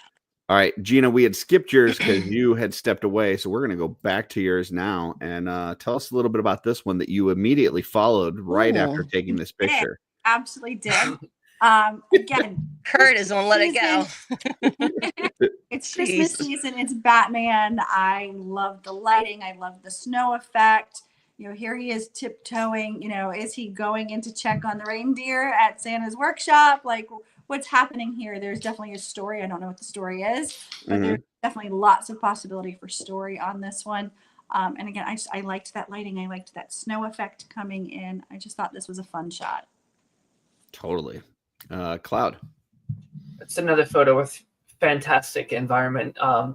It feels cold. Like you can definitely tell how strong the wind is behind him. I mean, to the point where it's like, sure, it's blowing his cape, but like the way he's standing, he's kind of hunched over a little bit, like he's been like kind of bracing against the cold winds. I like that. The lighting is excellent. His pose is really cool. So excellent shot. Beautiful. Jesse? It makes me feel cold. I can, like Cloud said earlier, I can smell this picture, the mix of the cold snow, like that cold, damp snow smell, and whatever this musty old building is. This feels, is this the Gotham by Gaslight Batman from Mezco or something? Yeah, very popular figure this past year. That's a great story, and it looks like, to me, this is reading like the Gotham by Gaslight, but doing the Batman Noel story, which is kind of a retelling of the Christmas Carol with Batman, which is pretty cool. I had people tell me for years to read it, and I didn't, and then I did, and I really liked it. But this is a great shot, and it makes me want to go make some hot chocolate and get some hot chocolate chip cookies and curl up with a blanket and not go anywhere for a week. That's awesome. Stef? Yeah, it's a great Batman picture in the season. I think it's a good photo because even though it's dead center, the subject, it appears as if he's coming out of the side, and he's walking into the barn. and I like that perspective. Very, very interesting. And also the soft goods. Fun, aren't they? He has the harnesses and stuff on his legs. Yeah, it's a really excellent figure. I don't know the story. I probably need to read that one. Is this a 1/6? Or have somebody read it to me. It's a 1/12 scale. Okay. But it looks really cool. Like, this figure looks awesome. I love the swinging open of the doors there. The way that the light is coming in from the outside, and even the snow, how you got some of the snow coming in at an angle, like it's coming in from the side. So this is just cool all the way around. Great pick, Jesse. I'm sorry, great pick, Gina. Yep, wasn't me. I knew I was going to get the Jesse, movement in the cape. Jesse wouldn't pick Batman. Drapery is excellent. Batman. I have picked Batman. I'm not taking Gina's pick. Gotcha. Well, no, it's I'm like cracking up because I noticed it's movement and light. That's there you go. That's what you got, folks. Hey, next time that Gina's on the show, if you want a shelf selection, have some movement, have some light. You're going to be light. Put some little color in the Is that a pulley or a light switch? Because the first thing I look at is I'm like, what time period is it? Doesn't really matter. Where at? In his hand. It's a lantern. That's a lantern. It's a lantern. That's a lantern? Oh, okay. Yep. So that's okay, just because I don't know. Jesse, it sounded like you had read the story. Is it like set like an older time period or what? Yeah, it's set was it 1800s?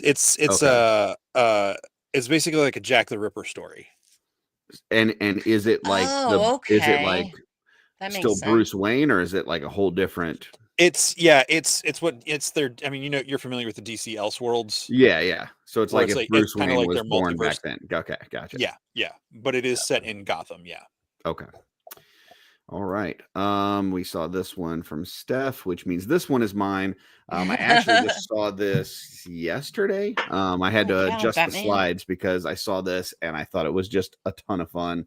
I love the old Adam West, Batman series. The fact that they had the red phone, which you see in the front there, you had the little bust that you could hit the button and go down the bat poles and stuff, and then just the colors, the very kind of comic book-esque nature of this whole thing. It's just really cool. I like like the little typewriter on the desk, the little light. They put it through the Red Death clock in the background. I love that. It just has this whole feel of like the 60s, For sure. So, and that red phone, like the emergency phone. I love everything about this. So, Gina. So same thing. There's so much going on, but I love the depth in the picture. So you've got that red phone way up front, and they've got that light hitting it. So that's exactly where your eye goes to. But then there's a bookcase in the back, and there's also light there, and the lamp being on. Again, another source of light, which is, it brings your eye to all the different places. Like the more I look at this picture, the more I see. So I like that. Cloud. Yeah, maybe it's just me, but Robin kind of looks annoyed. Yeah, he does. He's like, stop messing with that thing and let's go. Let's go. Let's get out of here. Yeah. Or like holy cow, Batman. Mr. What are you Adam gonna touch West and mess up next? Yeah. Adam West is screwing around on the set or something, and Burt Ward is just over it. It's a great photo. A lot of screwing around on the set, so if you know what I mean. It's a great photo. I like all of the little miniature pieces and stuff.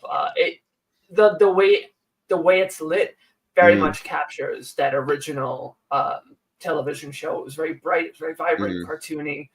They did a very good job with that. One of the things that I forgot to mention on this that I really liked, I've seen some people that have gotten both these figures, and one of the complaints that I've heard is that the Robin seems to be a little too big. Like when you stand them next to each other, they're nearly the same height. So the fact that they put Robin in the background to create that space and make him look a little bit smaller, I think really helped out with this photo. So I thought that was a pretty good job. Jesse. I think this takes me right back to that Father Christmas picture, the Santa Claus one earlier. There's a lot going on, but again, it doesn't feel it doesn't feel crowded in a bad way. Like it definitely feels like this is on a set. Like the props are all the right size. It's just it's a fun, playful picture, and it just makes me giggle thinking about Batman tilting back the head. Because at the comic shop I worked at, we sold piggy banks of that Shakespeare bust, like life size to us. Yeah, it was That's a what I'm most stupid amount curious of money about. for a piggy bank, but it did tilt back. Oh yeah, awesome. was it bronze Yeah. or was it plastic? It was plastic. It was plastic. plastic. Yeah. But it was big. So yeah. So that's But yeah, Shakespeare, this is cool. and his neck is open. Because I didn't know if Yeah, that 'cause was like a there's secret hidden chamber. Like The button, yeah. it's the Yeah, button you that would opens pull the the head back back door. and then hit the button, and then that would open up that thing in the background with the bat poles. and then they so could is go it down like the poles. DEFCON 5 when you hit the button? What happened? Well, it just means they're going down to the Bat Cave, which is kind of Sure. like normally they would not have their costumes on. Like you wouldn't have that until they went down the bat pole, which is kind of a little bit weird in this, but still. Yeah. I like it for the Dio pieces. That's what I'll say about it. Yeah. Any other thoughts on this one, Steph? No, I think we covered most of it. Yeah. Okay. Next one is Jesse's, maybe? Jesse? Is this yours? That's interesting. That looks like I don't know. Is that mine? Gina, was that yours? Somebody want to claim this? I don't think that Oh, was no, me. it was me. It was me. Yeah, this is Slap Happy Toys. Look, man, I've slept a couple times since I took these pictures. Like, the screenshots, I mean. I did my very best to get them in order. It doesn't help when you don't even remember your own picks. I got to remember everybody's. You only have to remember the ones you submitted. So, wow, Jesse. Wow. Sorry. It's a full moon. It's a Debbie Gibson full moon. Debbie Gibson That's full true. moon. Yeah. What was their one song? Waxing gibbous. I believe was the correct term. This is Slap Happy Toys. They are a Four Horsemen retailer, but this is an Emil Wickman custom. I believe it's an Emil Wickman custom. It looks like an Emil Wickman custom of one of the God's Fire characters, and it just looks like this guy has been through the absolute hell of everything and is still on his feet, ready to go. Clearly someone just brought him a new shield because that shield did not make it through the same fight he did. No. But I absolutely, it's a great custom. I love the lighting, how there's like something flaring up under this horse that's charging at us on the far right there. And this guy is just like, maybe there's more coming of whatever he has been fighting. But yeah, this is pretty epic. Awesome. Steph? It's an interesting picture of a Templar. It looks like an oil painting. I think it's after battle. He forgot his shield, but I don't know. Maybe he's putting the horse away, taking the tack off. I love the filigree on the pauldrons. It's really nice. I haven't seen a mythic Templar like this. Yeah, this is an Emil Wickman, and that is part of the God's Fire series. This is Emil's? And I knew that he brought it to Legion's Con to sell, and I knew that he had sold his version of the original God's Fire.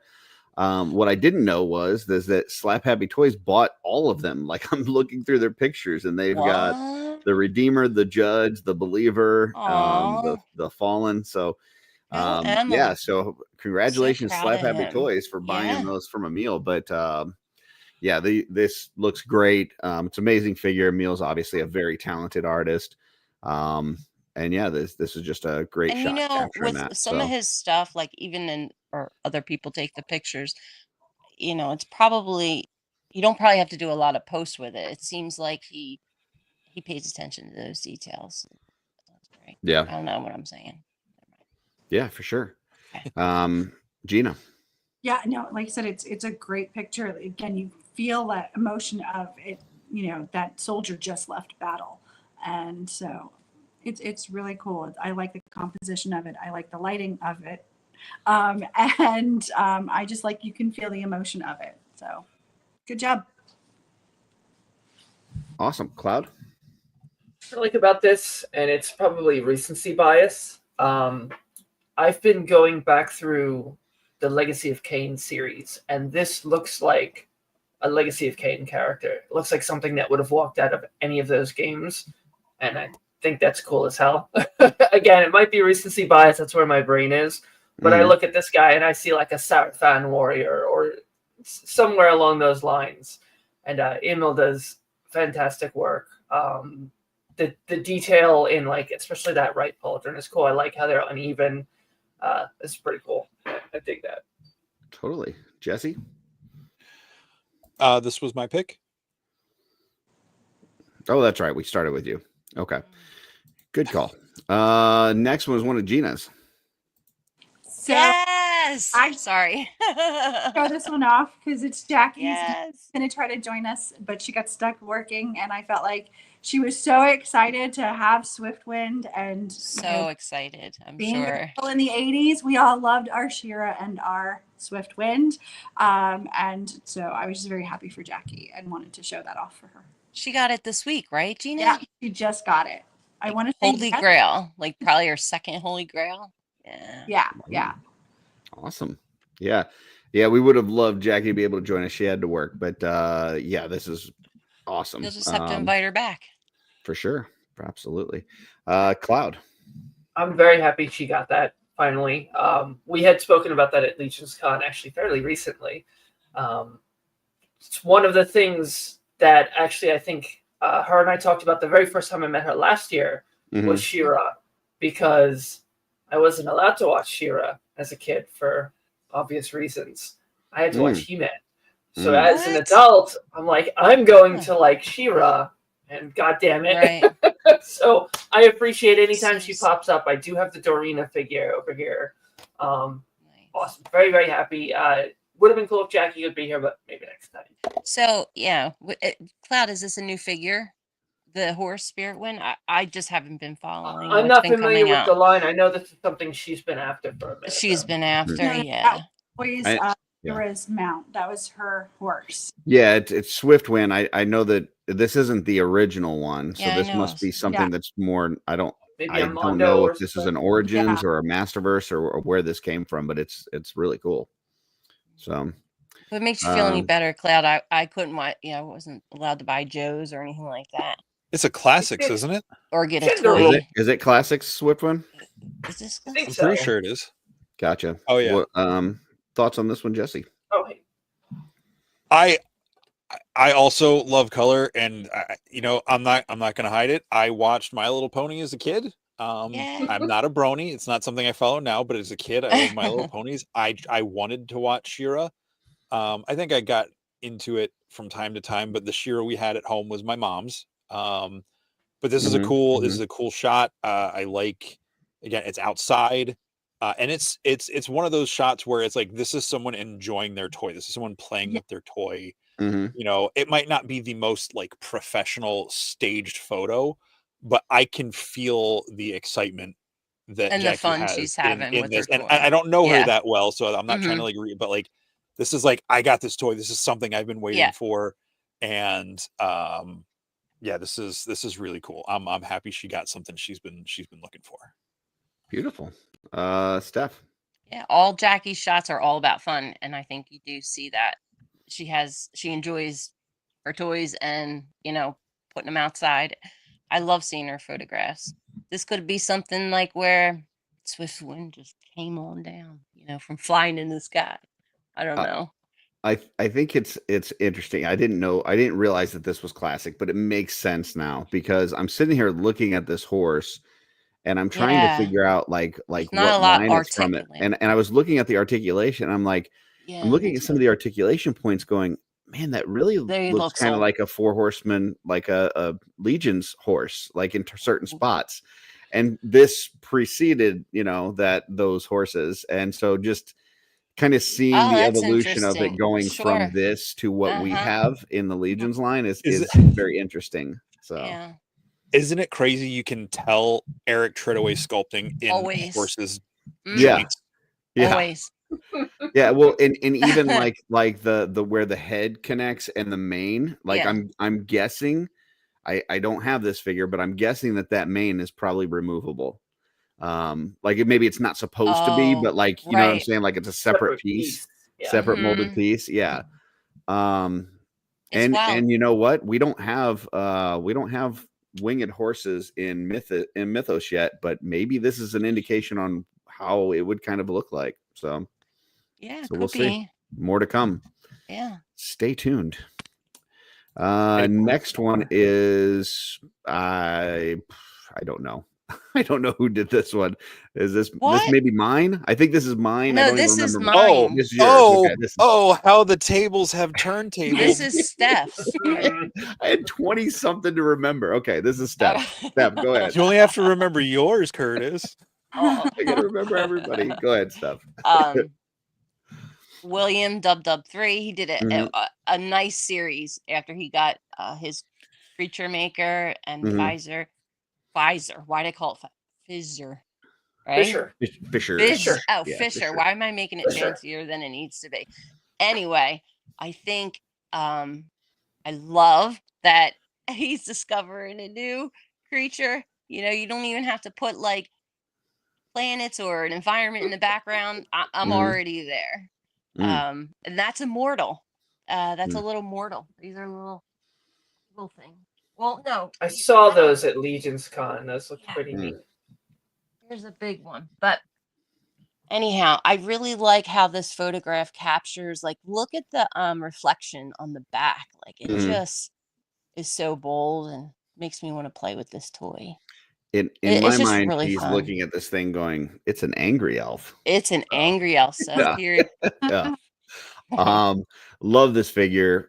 Fisher Rice, so good. The paint details. So good. Joe Vasapola did an amazing job on those weapons, just making them really stand out with all those extra details they put in this. And it comes with so many parts. Like, this figure is so good. So yeah, this is a good one. And Dub3 is amazing. So great work, Gina. Hey, that's good product shots. I like the way that he's got the two different color lights hitting it from both sides. And it just really gives that depth, and it really hits all of those little finite details in the suit and in the helmet, and just it brings a lot of really cool just places that your eye catches on that photo. And I don't know what he's got going on in the background there, but I really like that contrast. That's a great point, Gina, because a lot of times when you use different lighting, you fear on changing what the actual figure looks like or the color of the figure. And I think he's able to alter it here, but not change what the figure actually is. Like, you know what I mean? Just more vibrant, it seems like. Well, one of the things, like with these, I love the Tusk build overall, but I've never used the helmet portion, the dome. I'm not a huge fan of the overall look with that. I like it better with it off. The other thing is it's very difficult to photograph because that clear catches that bubble catches all the light. But I actually like the way that it does on here, because it kind of looks like maybe this guy is right next to his spaceship. And his spaceship has there's like three lights underneath. Yeah, it looks like maybe there's like three lights kind of shining on this area. He just landed, got out of it, was searching, found this creature, and he's kind of taking a look at it, but his ship is like right next to him. So I like the way that it does it on here, but yeah, man, like whenever I do it, like what I get is a reflection of some stupid guy holding a phone. So it's like a hotspot, right? It's weird. So, Cloud, what are your thoughts on this one? Man, Fisher Rice, that was one of my most anticipated figures this year, and another one I unfortunately had to give up. He looks so cool. I love the parts that he comes with. The two different lights hitting him at the same time work so damn well with that. And I love the little angry goblin dude he's holding. And I can just see it going in my head, it goes one of two ways. Either that thing like jumps onto his face and is trying to get into him like a demon baby style, or it gets a little like frisky, so he throws it down and kind of stomps on it. Just that's where my brain goes with it. It's just this angry little like blob, and he's just like, all right, you're done here. Yeah, it's pretty clever though. When I seen this, I'm like, Bill picked up right away that the same color way of his head is painted to match the mortals that we I got. love the look on Like, his face too. Like he just yeah. looks like he's just disgusted Like, with what it. I the don't heck know. do I got here, little buddy? Like, What what am I is gonna do this with thing? you? Yeah. I almost stepped on you. Yeah, Jesse. This is a great shot. I love all the light. I can't really comment on the quality of the photo anymore, so I'm just going to run with the story side because you guys nailed everything. Aw, to me, it's very similar to what Cloud said. You know, like he's got this kind of Josh Brolin Cable vibe to him. The character, he just looks. You know, in my mind, this thing like jumped up at him. He caught him midair, and he's like, "What the fuck are you?" And then he's just going to chuck him off. I'm glad he has his bubble on. He rip his face off. Maybe, who knows? Yeah, it's kind of like that. You know, like if Pissed Off Cable was replacing Star-Lord in the first Guardians movie, where he's like kicking those little frog things in the ruins. You know, yeah. That's what I'm to me at. when you just said that. What I got in my head was Schwarzenegger in Predator, where he's looking at me. You're an ugly motherfucker.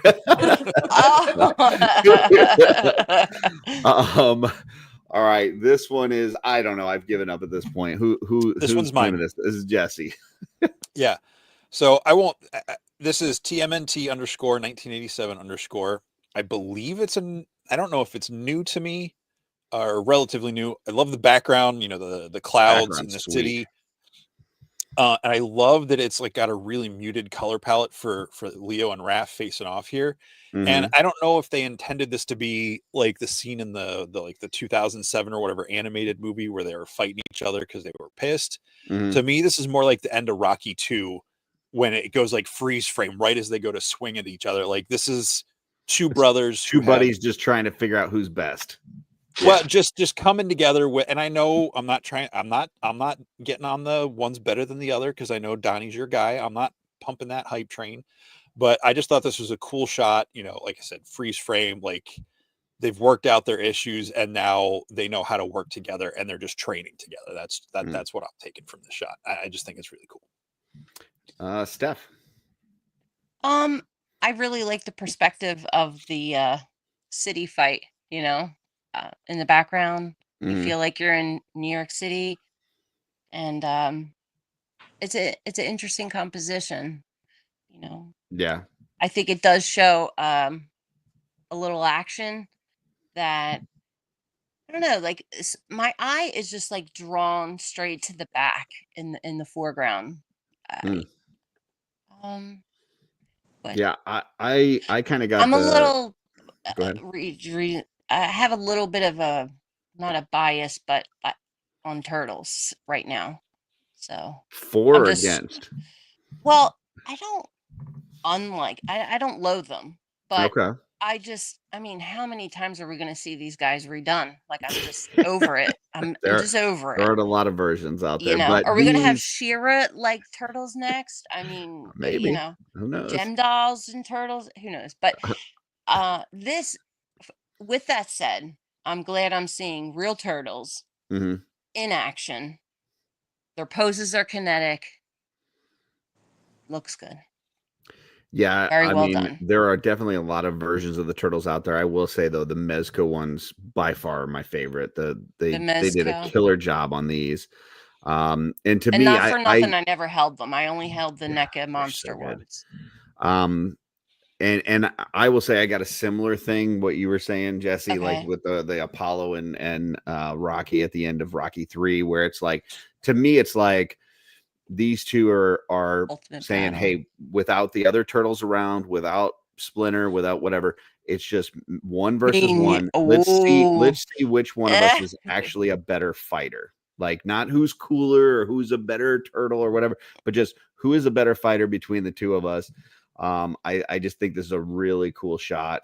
I will say, as far as feedback goes, I think the eyes are a little too bright. Like they added a little too much of that extra kind of glow there. I think they could have toned that down a little bit, but other than that, I think this shot is pretty damn near perfect. So, Gina. So same thing, like you definitely feel that story happening. And I do like that. My sister was a huge Turtles person growing up. So like I have an appreciation for them. But like Steph said, my eye is drawn completely to the back at first. It takes me a second to come back to the foreground to actually look at the turtles.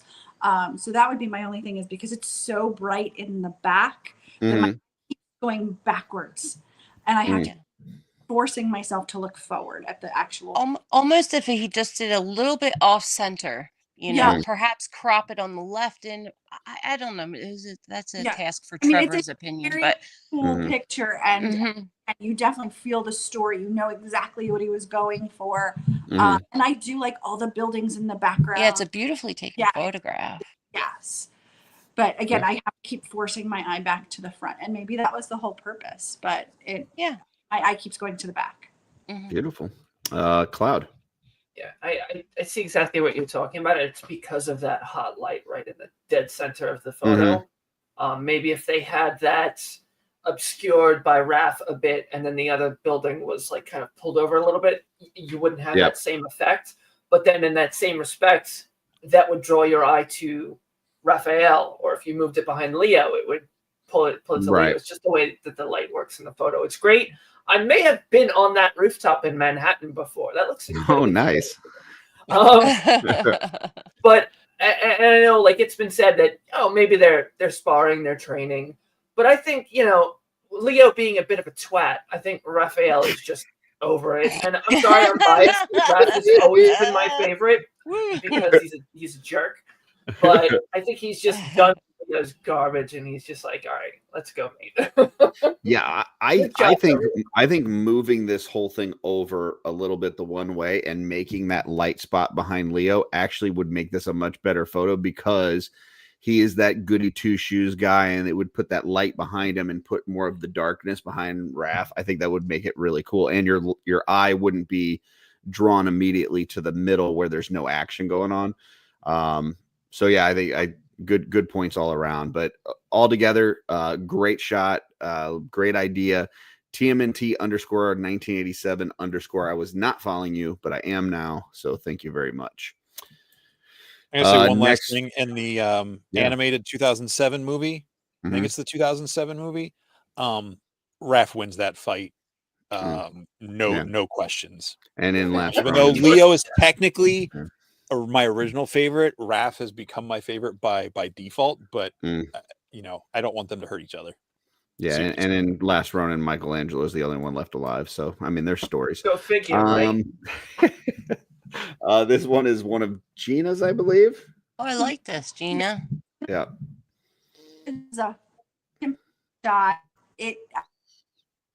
Oh, we're kind of losing you there, Gina. I'm losing you a bit. Is she there? Can you hear me? Yep, we got you now. Okay, perfect. So for this one I thought it was a super fun shot. Spider-Gwen laying across the piano like that. It was kind of like those 1920s bluesy fun, like the singers with the, I don't know what they're called, the flappers, and just like laying across there, and just like, I just envision him playing and her singing. I don't know. It just was a fun shot for me. Awesome. Cloud. This is great. This really kind of captures the dynamic between these two characters really, really well. It's almost like it can be taken as either they're incredibly fantastic friends or they're absolutely romantic partners. Like, there's such a thin separation between the two of them with how they play off of each other. And this could go either way. He's either romancing her or he's playing and she's just there like, you're so good at this. You're so awesome. So fantastic shot. Well done. Jesse. I agree with all that. It feels just the way the room is laid out. Chris is going to love this. It feels like one of the scenes from the first Step Up movie. We're in that art school. Just the way the room is laid out. Like this is them working on their senior project, their or whatever. Composition, yeah. But Claude, I really like the way you said that, how they're either really best friends or deeply in love. Like that's such a razor's edge on this shot. That's really cool, and I absolutely love both of this version of these characters. So, Stef. It's a lovely shot. I love the shadows that are in the wooden floor. I think it lends itself to sort of I mean, it mimics what she's doing on there, but it just emphasizes it so much more. And the background is really good. I like that how Jesse and Cloud said it tells a story. It certainly does. You want to know more, you know. I will. It just seems like a serene moment that you caught that maybe you weren't supposed to catch. It's real lovely. It's definitely lovely. I'll be honest. I thought this was somebody's digital animation at some point, like somebody's digital art. I did not realize that these were action figures at first. The colors are amazing. The way that it's lit up, the reflection on with the piano and stuff like this, it just felt like it was. Do you think the piano's like a prop? animation? It looks like it is. Or is it pose? It has. I would think it has to be to pose right on it, right? And just the way that she's posed and like the color of her shoes and stuff, like all of this screamed to me animation. Like it felt like a scene from one of the animated movies, which is a huge compliment in my opinion. Like I think they've just done such a good job here of making toys feel like they're animated. So great job overall. This is a beautiful shot. I was already following this account, but if I wasn't, this would be an immediate follow. So yeah, great Cad's job. Toys? Okay. Yeah, Cad's Toys. So with a couple Z's in there.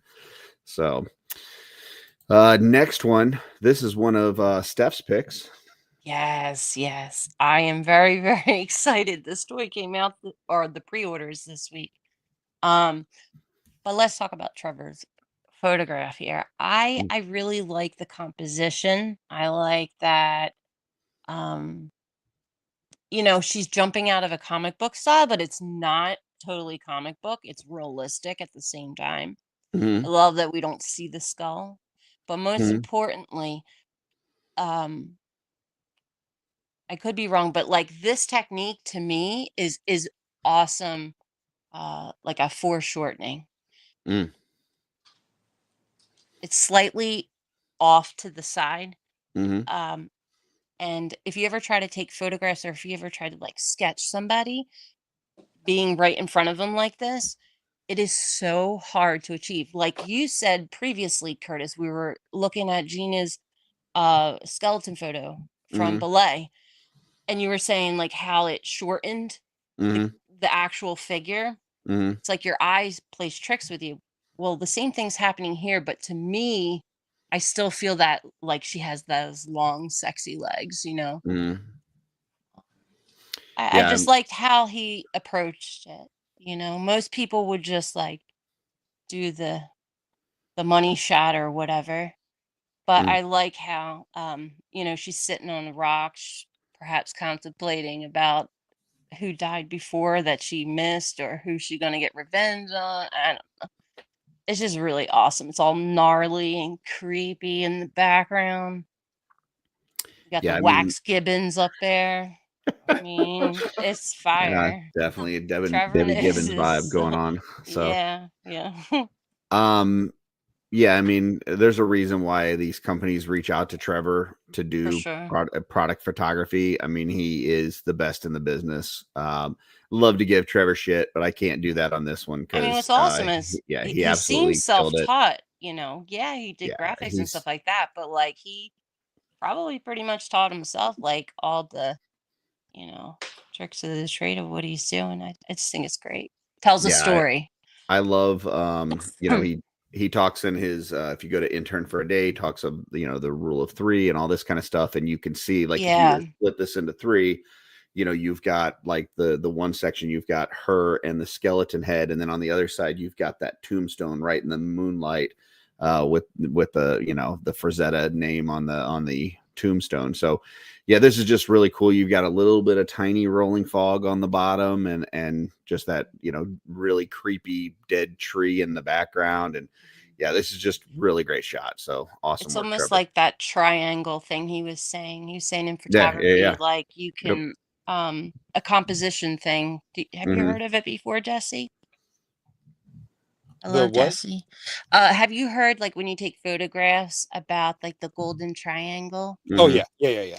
Yeah. Yep. That's I what think it's Curtis fun. was talking about. Yeah. Yeah. Yeah. I gotta start implementing these things, Cloud. Yeah.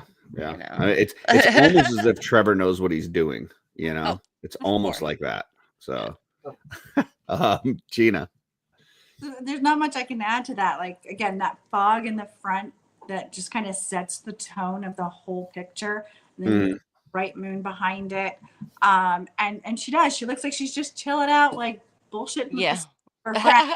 So like it's a very cool shot. I like it.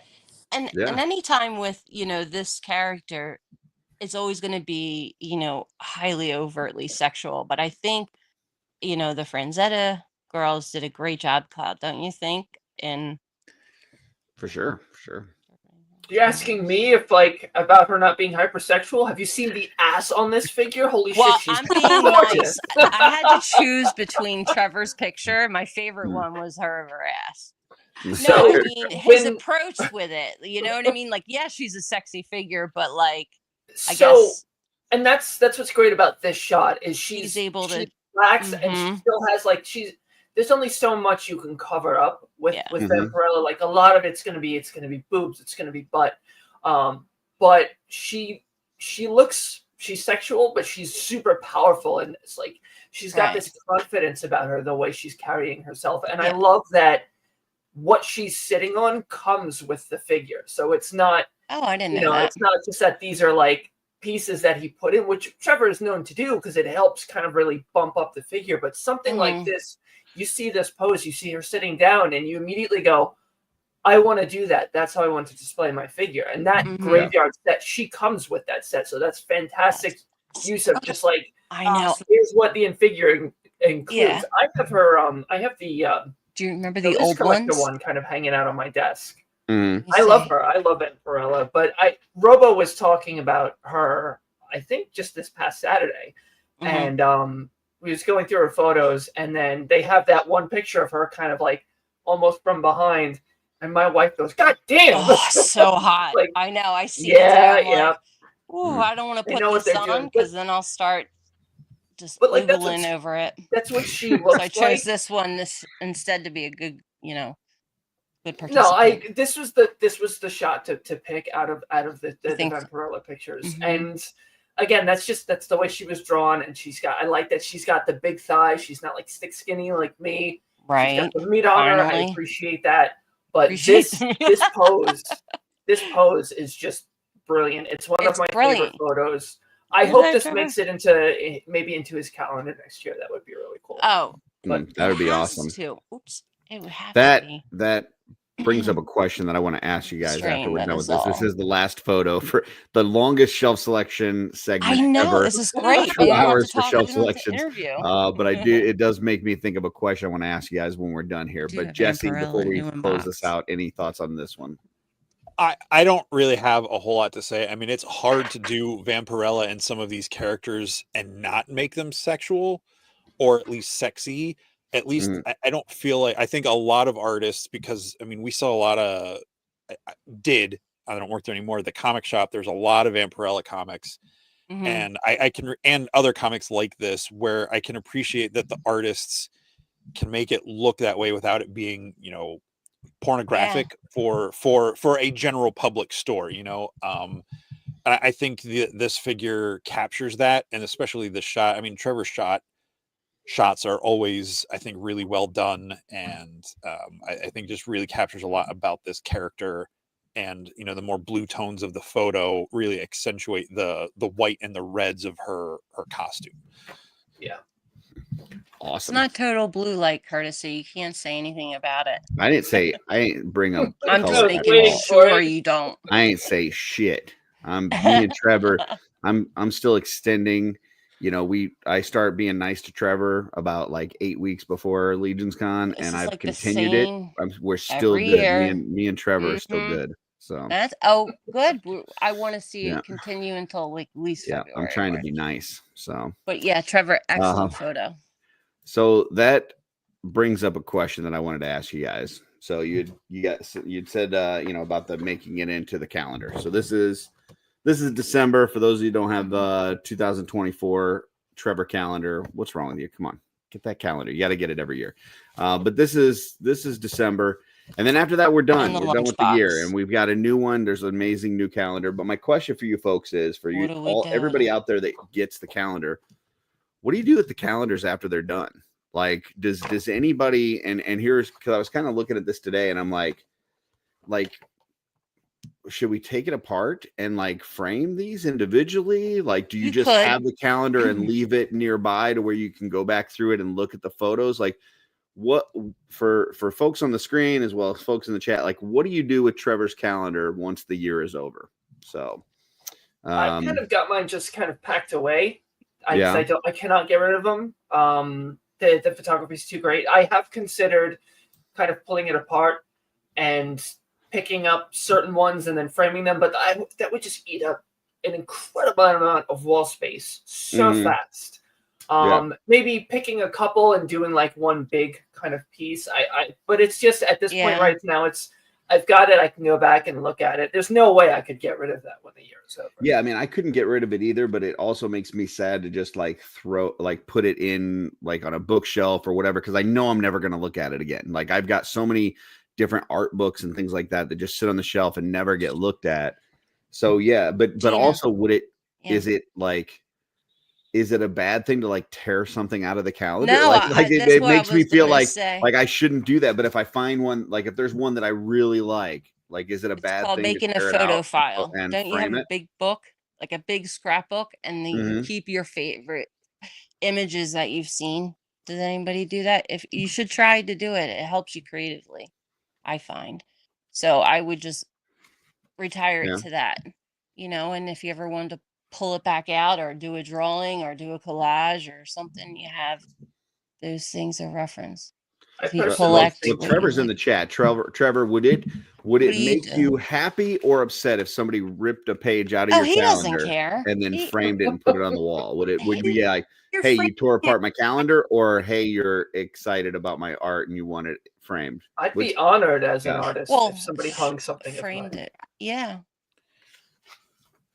Jesse, thoughts? Calendar? You bought it. You can do whatever the hell you want with it. Look at this. I don't think there's anything wrong with cutting a calendar apart, especially because every page is like, the calendar part's no good. So as long as you're cutting it nice and neat, like, it depends. If you wait till 2052, then it is good again. All the days will be the same. So he's so smart.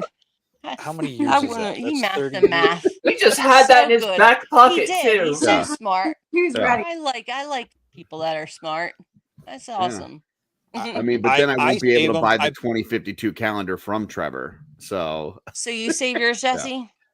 Sorry, Jesse. I put them on the shelf with like art books. The last year, I think, was the first one when I pull this one down in a couple of weeks to put up the 2025 one. I'll put this one right next to it. But I have tons of sketchbook, art books, that sort of stuff. So I put it with other stuff that when I want to look at it, I know exactly where it is. And do you do that? Do you like ever pull it out and look at them? Look, I'm either at work or I'm spending time with you on a show. I don't. Yeah. Unless I go completely like radio dark.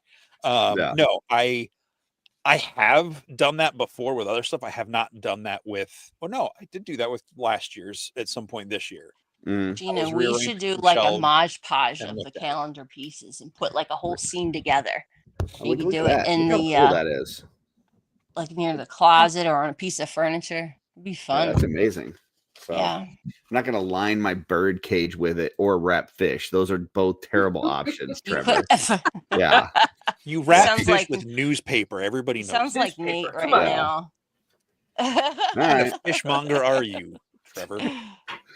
Coffee table art. That's a good idea. Keep it on a coffee table. Like, I mean, I haven't gotten one yet, but okay. Out pull the pages apart and put them into a book and you can put it on the coffee table. And Sure. you've got You don't have the 2025 one yet, Gina? I love doing Not yet. collages. Get one. Well, I tell you what, you can go to the Etsy store right now, 1/6 shooter over there on the Etsy 1/6 store, and shooter. you can get a 2025 calendar. It's the best calendar around for sure. So here's this for you, Curtis. You save up, and maybe you do it in 5-year intervals, which I know 5 years has a name. I know they talk about it in True Grit, and I can't remember what it's called. But you know, is that the Debbie Gibson one? No, that's the moon that's going on tonight. Gotcha. We had a customer at the comic shop who would bring in comics. He would have them bound like in a hardcover book. So he would like cut the comics and like get like his own custom made hardcover bindings of these books done with like the glued back and everything. And so I mean, maybe you could do that. Only 25 left of the 2025 calendars. So there you go. Act now. Etsy store. I think if I was to pick 2 photos from this one, it would be Monkey King and Headless Horseman. Like those are the 2 that I would probably take out of the calendar and frame, get them ready. Oh yeah. Or as someone who works in a frame shop, you could always get a frame that you don't like, you don't close the back off, and you use like the flexi brads to hold it in, and you can just keep swapping them out. Maybe not every month, but like, you get your like your cold weather ones together for your winter months, Yeah. I don't know if people still do scrapbooking, Trevor. I'm not sure. Yeah, that's a good one, Claude. This is my PC wallpaper. This picture of Asa. I love this photo so much. That's for next year's, right? Yes. Yeah. And Brick hit us with the quinquennium. Yeah, I saw that, but I don't know big words, so you have to break that down. Or you could be like the people that I saw at like some of the comic cons I would go to. They would like take comic books, cut them up, and like do like is that decoupage or whatever? Where you just like glue it and like you make a big collage and then sell other people's art as your own thing. Quinquennium is 5 years. Okay. Yep. That's it. Gotcha. Okay. So it's a big word for something that just means 5 years. Just like I could just say 5 years. It's probably one of those ones that like it takes longer to say that word. Like it actually takes less time to say 5 years. It's just 2 syllables than saying quinquennium. So 10 years, decade. I guess that's technically the same amount, but yeah. So we're just going to take more time to say the same thing in a big fancy word is what we're trying to do. I was just saying that there was a word for it. I wasn't saying we need to use it. We all have a new Scrabble word. There you go. Yeah, there's no way I'm remembering how to spell that for Scrabble. And I can't remember any time that I've played Scrabble and had 2 Qs. Never. So yeah. I mean, you said Scrabble. That would be a lot of points, though, for sure. Especially if you landed on like a triple letter on one of those Qs. Holy crap! Yeah, I tried playing German words in a game of Scrabble once, and my friend did not appreciate that. I tried Waldeinsamkeit, and he's like, "That's not a word." I'm like, yeah, it's a German word, but it means like when you kind of get like you kind of like feel like you're lost in the woods. You're kind of longing for that, just being out in nature. Waldeinsamkeit. It literally means forest loneliness. I'm not up to date on my Scrabble rules. Do you have to play in a certain language, or you can just whatever? I don't think there's a hard and fast rule. I mean, I don't know too many polyglots, so they wouldn't let me use German. They wouldn't let me use Italian. They wouldn't let me use Finnish. They wouldn't let me use Mandarin.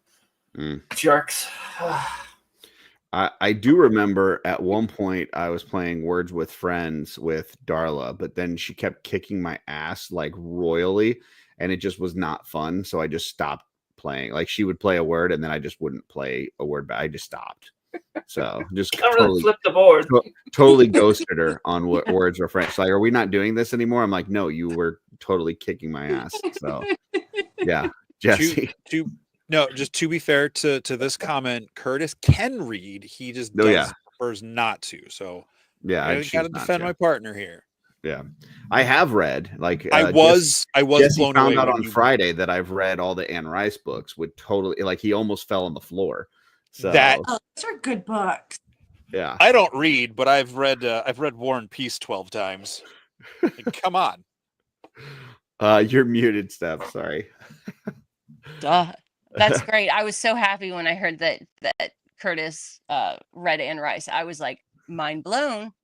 Yeah, because it was a good story. My grandmother, my mom, I think at like giving away my age, maybe we were, I don't know, like 11, something like that. That book was pretty like it's got some steamy Anne parts. Rice is actually she wrote an erotic novel too. You should read. I don't know that I got to that one. No, it's like a fairy tale. Anyway, yeah. So awesome. Yeah, Vampire Lestat is out of all the books, partner. that's my favorite. Yes, Burger. If you're gonna read one Anne Rice book, that is the one I would recommend. So. Violin is pretty good too. Oh, really? Yeah, I'll have to check that out. I don't think I've read that. You guys talking about reading? I was turned on to a recent book by Max Brooks called De-Evolution. Max Brooks, the son of Mel Brooks, he wrote the Zombie Survival Guide, World War Z. Yeah. That's awesome. So, De-Evolution. It's about it's a Sasquatch horror story. It's this group of people go out to the middle of nowhere to this like self-contained, self-sustaining little compound, and they have all of their supplies thrown in. They are completely cut off from the world, and a local volcano goes off that was thought was like completely dormant, and it shuts everything down, and they are completely isolated. And the volcano also scares a family of Sasquatches, and they come in, and it's the Sasquatch bits are scary, but what's actually the horrifying part of the novel is how helpless they are without their technology. It was fantastic read. I could not put it down. I think I finished it in 2 sittings. De-Evolution, Max that's pretty Brooks. awesome. Yeah, that's pretty cool. So now for my job, I work from home, so I don't have any direct reports. I work for Coca-Cola, and I've got like several different DCs that I work with. But when I did work like in frontline leadership, and I had a bunch of team member stuff, I would do this thing where every new position that I would go into, I would have my team try to figure out if there were a zombie apocalypse and we were stuck at work, how would we survive in our actual setup? And we would have to brainstorm like survival techniques for a warehouse and like how we would survive. So it was pretty fun. I like doing that. It's good to know I wasn't the only person that did stuff like that with their workmates. Yeah. That's a fun thing to do, like fun little exercise. Like, I mean, it's silly and stuff, but like just to be like, okay, if it were to happen here, like what would we do? Like what are the techniques? Like it gets you thinking, that it breaks the ice. You guys it's a little levity, so you guys kind of come together really easily. Those are good for that, and it's good for a laugh as well. Yeah. Jesse's like, I'd just die. So yep, that's exactly why I would be good at it. I'd be like, oh, right over here, this spot, everybody's gonna be reinforced. I'm gonna be dead over there. Yeah. I think I might use that for my next office visit. That's an awesome idea. Yeah, it's a lot of fun. Yeah, just like which were like the one when I worked at Pop Shot or Pop Quiz Hot Shots, Zombie Apocalypse. What do you do? When I worked zombies, aliens. When I worked at Walgreens, we did all the e-commerce. So like the facility that I worked out of, if you ordered anything from Walgreens.com from anywhere in the world, it came out of that facility. And we had a cage that we picked stuff out of for certain orders and stuff. And it was a lot of food and stuff up there. And the cage could be locked. And I was like, this would be perfect. Like for a zombie apocalypse, like you lock the cage, you got all this food, locked in Walmart. And it's like preserved food that you could, like last forever on it and stuff. I'm like, this would be the best spot for sure. Like if all of a sudden we get a news report, people are eating people, like I'm rushing straight to the cage, over New closing Jersey the gate, locking the door, and you're not getting in unless you show me. I'm sorry, you got to strip down and show me you got no bite marks, and then I will let you. Do you have a bomb shelter, Curtis? Have you built your bomb shelter, or I do what? not. I don't have a bomb shelter, unfortunately. aliens are flying over the East Coast at the moment. Oh my goodness. Stop it. So it's a pish posh purgatory. Yeah, I would talk about zombies a lot. At one point, my mom said that she was going to play a prank on me because I would have to leave for work like really early in the morning and stuff, and it was dark out. And my mom said she was going to like just hide behind my garage door, and when the garage door up, she'd be there and like scare me. I was like, I'm going to run you down. I'm not checking to see if you're my mom before I run somebody over. Like if I roll up my garage door and there is somebody there, the car is going over that person. Over them. I don't care who it is. Yeah. I see that. Ugh, no way. So, well, after the longest shelf selection in the history of shelf selections, we are now getting to talk to you folks. So let's talk a little bit about collecting and toys, and you guys have some different backgrounds and different things that I wanted to talk to a few. There was specifically something I wanted to talk to each of you on. So I will start with Gina because you're right next to me, and you've recently just kind of gotten into the customizing aspect of it, and you did your first custom too. Yeah, this week, you finished your custom. You posted it, and one thing that you said that like just made me just like I was giddy. You're like I created that. It's like, yes, you did. You made that. Like that is the feeling. Like when you finally finish something and it's yours and you did it. So tell us a little bit about, first of all, why you got into this. What was your inspiration for starting? And then what was it like going through this? And then what's in the future for Gina and Gina's customs? So I mean, it started out as I went to IshCon on vacation with parents. It was just like, oh, I'll go with you to IshCon, sure. And because I went to Joe Fest was fun. But I went to IshCon, and IshCon, you really got to talk to everybody and get time with everybody. And I got to see Eric Miller's customs. And I'm a Disney girl. I've been a Disney girl my whole life. And so I completely fangirled over his stuff. And I got into a conversation with Tanya McCoy about her customizing. And we just started, looking at the figures and looking at all the different things that all the different vendors had made. And talking to Dirks and seeing all of his 3D head sculpts and stuff like that. And I picked up a pair of wings and I was like, I wonder what I could do with those. Yeah. And it's just like my brain just started going, what can I do with this? What could I do with that? And I had seen this little guy, and he was just a 3D printed head. And Terrence and I was like, I want to paint that. And he was like, what? Because I'm not artistic. Well, I never thought I was artistic. I'd never done anything since high school. I had to, and it was not any fun. Crafts or any type of like home decor, a little bit crafty. Like I would try different things. Like I made back when like those meshy wreaths were all the thing. I made a couple right. I made a diaper for one of my friends. Like it was, but nothing paint, nothing super crafty. So I was just like, I want to paint that, and he was like, okay.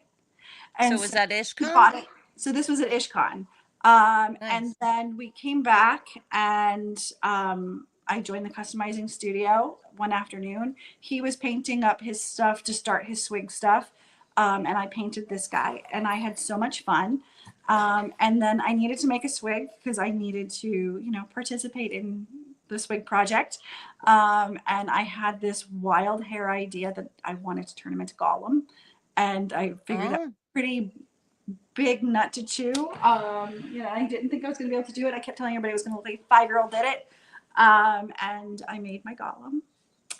Let's see. Very nice. Yeah, I turned him a little purple because I figured he was and he's going to lose his coloring. And usually when they lose their coloring, they go like super pale pink. But purple's my favorite Dude, color. I love the body. Yeah, it goes with the little. So good. So the body, the section here is from Wolf King. The arms are Foosh arms.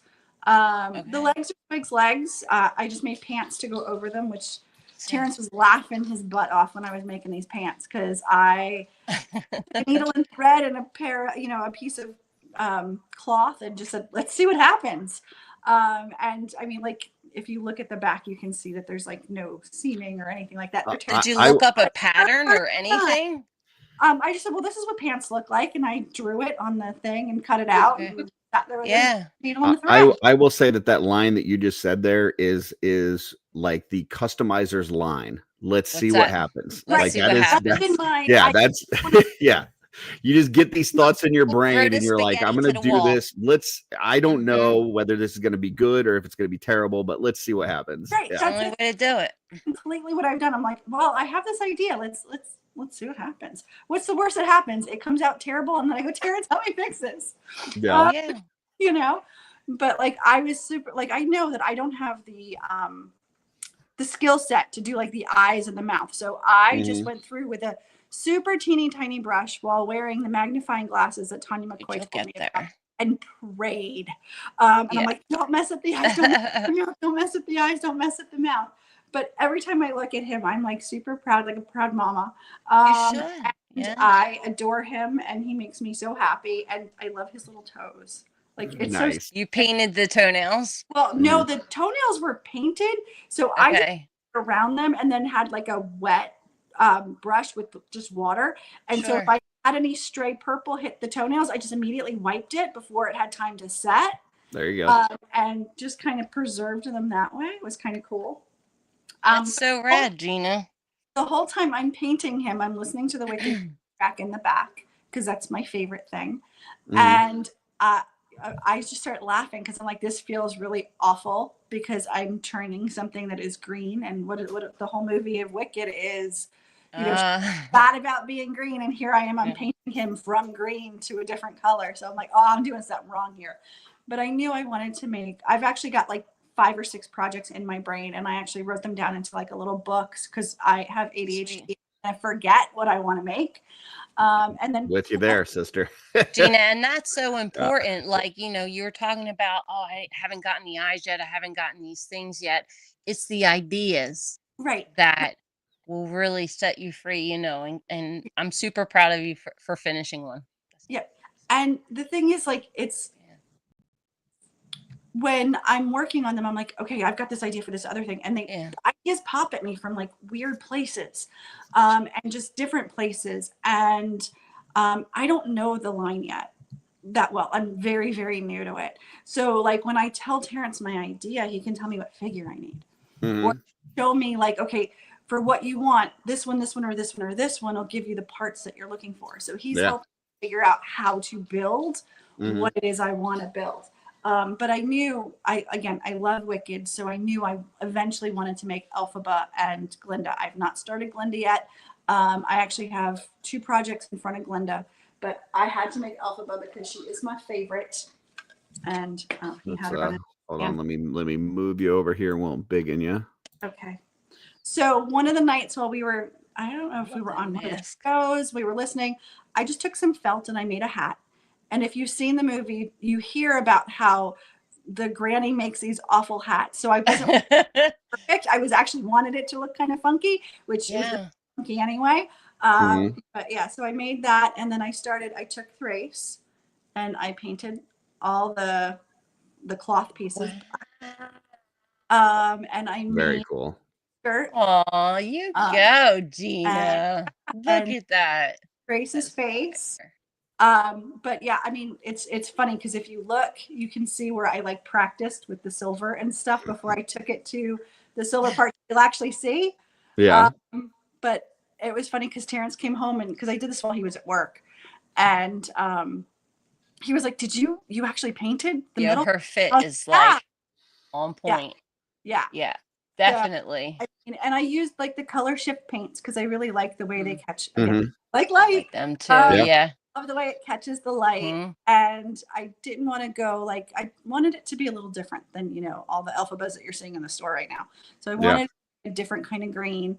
The tone is great for that, by the way. I just wanted to add because it's not easy. It's like a certain type of green that you want to go for with that Broadway show. Yeah. And that's not easy being green. Especially it's never easy. Yeah. I think the color shift help because of the way that they shimmer and they catch the light in different ways, that it doesn't actually show all the flaws in my paint job. Aw. But I think it works out good. It works out really, really good. And I love her, and I'm like so super proud of her. It's ridiculous. I'm showing the girls at work pictures of her at my Christmas party, and I'm like, look what I did. Are they supportive, or they're like, why are you playing with these weird toys? When I had, I went and I found one of Terrence's Thraces, because he, of course, has multiples of all the figures. Thank goodness. Yeah. I broke it. Tried to take a picture of them side by side. I'm like, I want to take a picture of them side by side, the original and the new one. And then I broke his Thrace, so now I got to get him a leg. But I just got to say, I love the fact that you're that excited about it and you want to show people, because there's folks out there that are afraid to show or tell people that they collect toys or that they're customizing and all this and that. And I think it's the greatest thing to just share that with somebody. And if somebody finds it weird or whatever, that's fine. That's their loss. But like, this is stuff that you should want to share with folks. And I tell people at my work all the time, like I show people my Instagram and all this and that. And I'm sure there's some people that are like, oh, here comes this crazy guy with his Instagram and his stuff that he's doing. Well, but that's cool. That's fine, because there are other people that are like, oh my gosh, we love it. Like, that's so cool. Like, I wish I had something fun like that. And it's like, you can have something fun like that. Just do it, And the thing is, like, when I posted the pictures of my Swigum, and I was just so proud of him, and I still am so proud. But one of the guys that I work with was like, holy shit, you made that? And I was like, yeah. I mean, I didn't make somebody else made him. I just painted him. I changed him. But I took all these parts. Like, I had this idea in my brain, and Terrence helped me figure out like what parts I was going to need to make that happen. And like, I talked to Dirk, and I talked to you, and I talked to the guys from Purple Gang, and just got all these ideas. And like, there's so many people that I was like, don't tell anybody, but which color paint, which one looks better? And like, everybody, like, talking to you, Curtis, and you talking about the dry brushing techniques, like I use that down the back of the spine here so that you can really see like all the little divots in his spine. And so it was really cool, because like, you talked to me about technique and I did it, and it came out really cool. And where I thought, again, I truly believed it was going to look like a 5-year-old did it. And then I'm like, holy shit, I can actually be proud of this. I don't have to be like, yeah, that's the one I did over there. Yeah. And Terrence can put it on the table of swigs and not be like, yeah, that's the shit my girlfriend did, but I had to put it on the table. He actually was proud of me too. And when I posted Alpha, again, I did it while he was, I finished it off while he was at work. He was like, that came out so good. And the thing is, like, again, when I first started painting, it was kind of here's something that we can both kind of do together and spend some time together, and just one more activity that we can do together.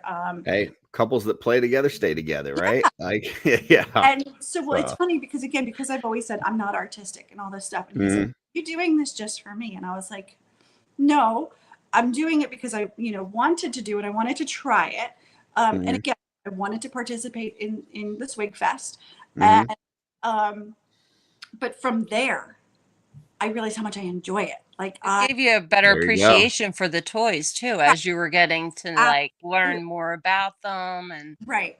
Yes. And then, like, for me, again, talking about that whole ADHD thing, like, my brain is always spinning. It's always lots of ideas, lots of things going on when I'm painting. And I don't know if it's because it's difficult for me. It's something new to me. It shuts down and it's quiet in my brain, and it's so nice. That is 100%. That's what I tell folks, that like, my brain is always going like all these different places. And I'll start one project, and by the time I finish it, I've already worked on 10 other projects, because just things happen. And the only time that it quiets down is when I'm painting very intricate details, to where I have to hyper focus on whatever it is that I'm painting, and all that other stuff blurs out.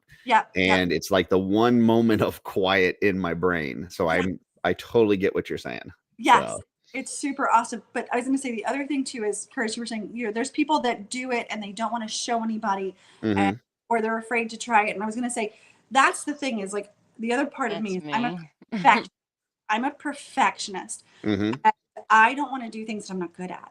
But then there's the flip side of me that's like, well, if I'm not good at it, I want to learn how to do it. And I want to, I don't need to be the best at it. That's a good take on it, really, because when you're surrounded by a lot of excellent, artists, it's good to keep a level head, to draw inspiration from them and see how you can improve on that. I think that's great that you have that outlook. Yeah. And because it can be discouraging. No, you're good. I just didn't want anybody to be afraid to try it. That's the whole thing. Oh, absolutely. Yeah. I did. It's similar to what you were talking about with the like the lace and stuff on her torso, right? Like there's so many sculpted details that Eric puts into these figures that a lot of times, like when you're first starting out, it's as simple as coloring within the lines. Like if you've ever gotten a coloring book and you ever colored, like it's like, okay, I'm gonna put these colors here, these colors here, these colors here. The person's already drawn the picture for me. All I've got to do is keep inside the lines. And that's a lot of what this is. It's like the sculptural details are there. You're just putting paint to the sculpt that he's already put there. And it's as simple as that. Yeah. So, yeah. And that's it. So I was going to say that would be my only, my biggest takeaway for everybody is don't be afraid to try it. Yeah. Right. I don't think I'm afraid because of the outcome. I think I'm afraid because, Gina, because it's like Curtis said, Eric already put so much. I mean, they're so good. Like, why do I want to change it? Like, you know what I mean? Yeah. Like, no, I had that. The same beauty gotta is do there's it plenty justice. more. Yeah. Yeah. What the hell? Yeah. And that's like I said that to Terrence. I'm like, I'm afraid of wrecking this amazing figure. It's already beautiful. Why am I going to mess with it? But then my brain took it and said, but there's no good alphabet figures on the market. I'm sorry to everybody. Who said that? Go ahead. Out on the market, but the ones that have come out for the new movie, I don't like any of them. And I had this vision hit my brain and I was like, I want to do this. I want to try it. And again, what's the worst that happens? I make it look ugly and then Terrence can help me make it look better. He's an artist. He can do that. Sure. So it's been super fun for me and it's been super enlightening for me to be able to go like, I've grown so much doing this. Months that I've done this. So it's been like 6 months, perhaps, right? Not even. That's wild. Not even. That is wild. And the thing is, this community is so amazing about helping. Like, Tanya says it all the time, and I always quote her. You come for the toys, you stay for the people. I did it in reverse. I did it for people and toys. That works too. I let Terrence have the originals and the perfect ones, and I just play with the other ones and mess with them and try to make these ideas that I have in my brain come to life. He laughs at me because, again, these ideas come all over the place. I am making, eventually, I haven't gotten to them yet, I'm making a couple of elves that I want to make.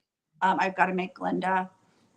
I made him order me the mouse, the Chris Mouse stuff from Wolf King. And then he got his line box. I was like debating. I'm like, do I want a red one and a green one? I'm like, no, just a red one because I'm not going to have a whole lot of time between now and Christmas. So just one.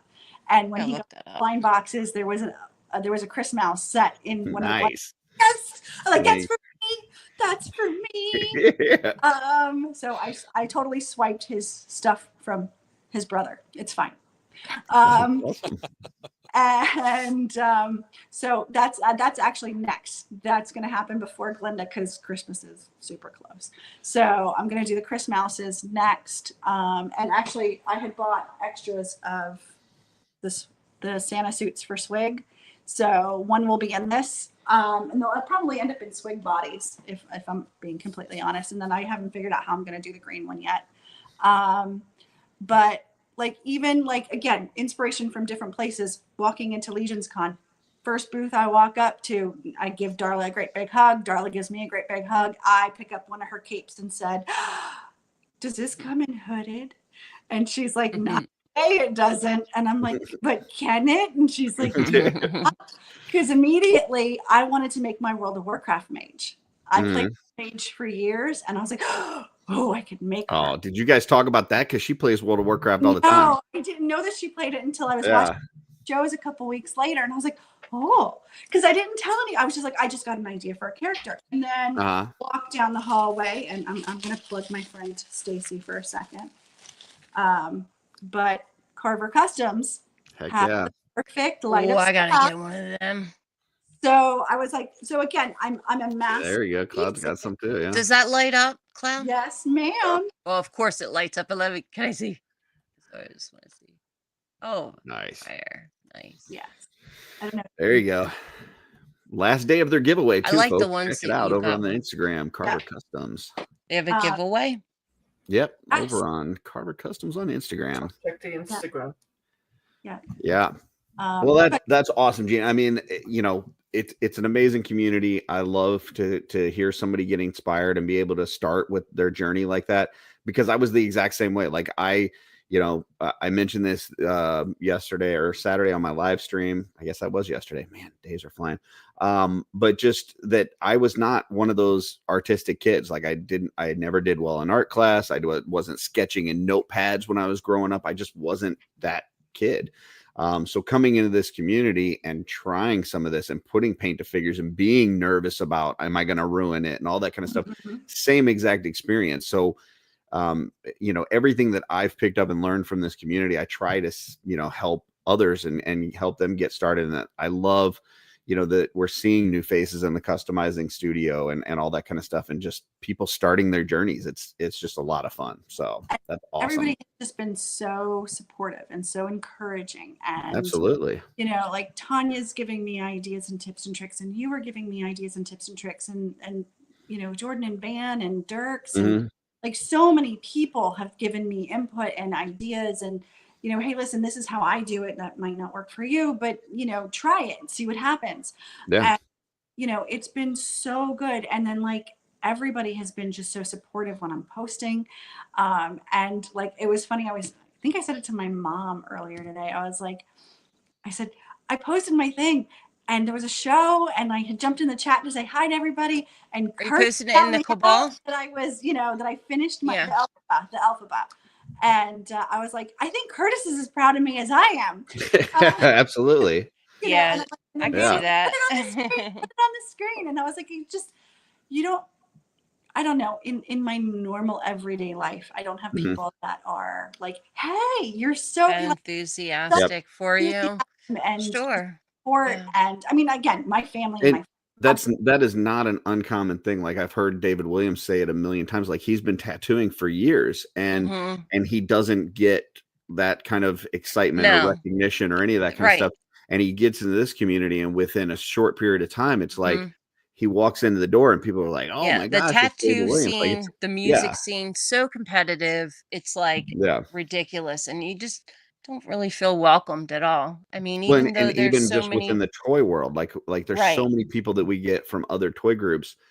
This place is not like any other place. I think it speaks volumes that we are all so many different people of walks of life, but yet we still have that common thing and self, you know, respect and community mindedness, which is really nice to see, you know, and keep it going. A lot of people will give more than they take, and once they learn that, you know, it opens up a lot of good positive experiences for you.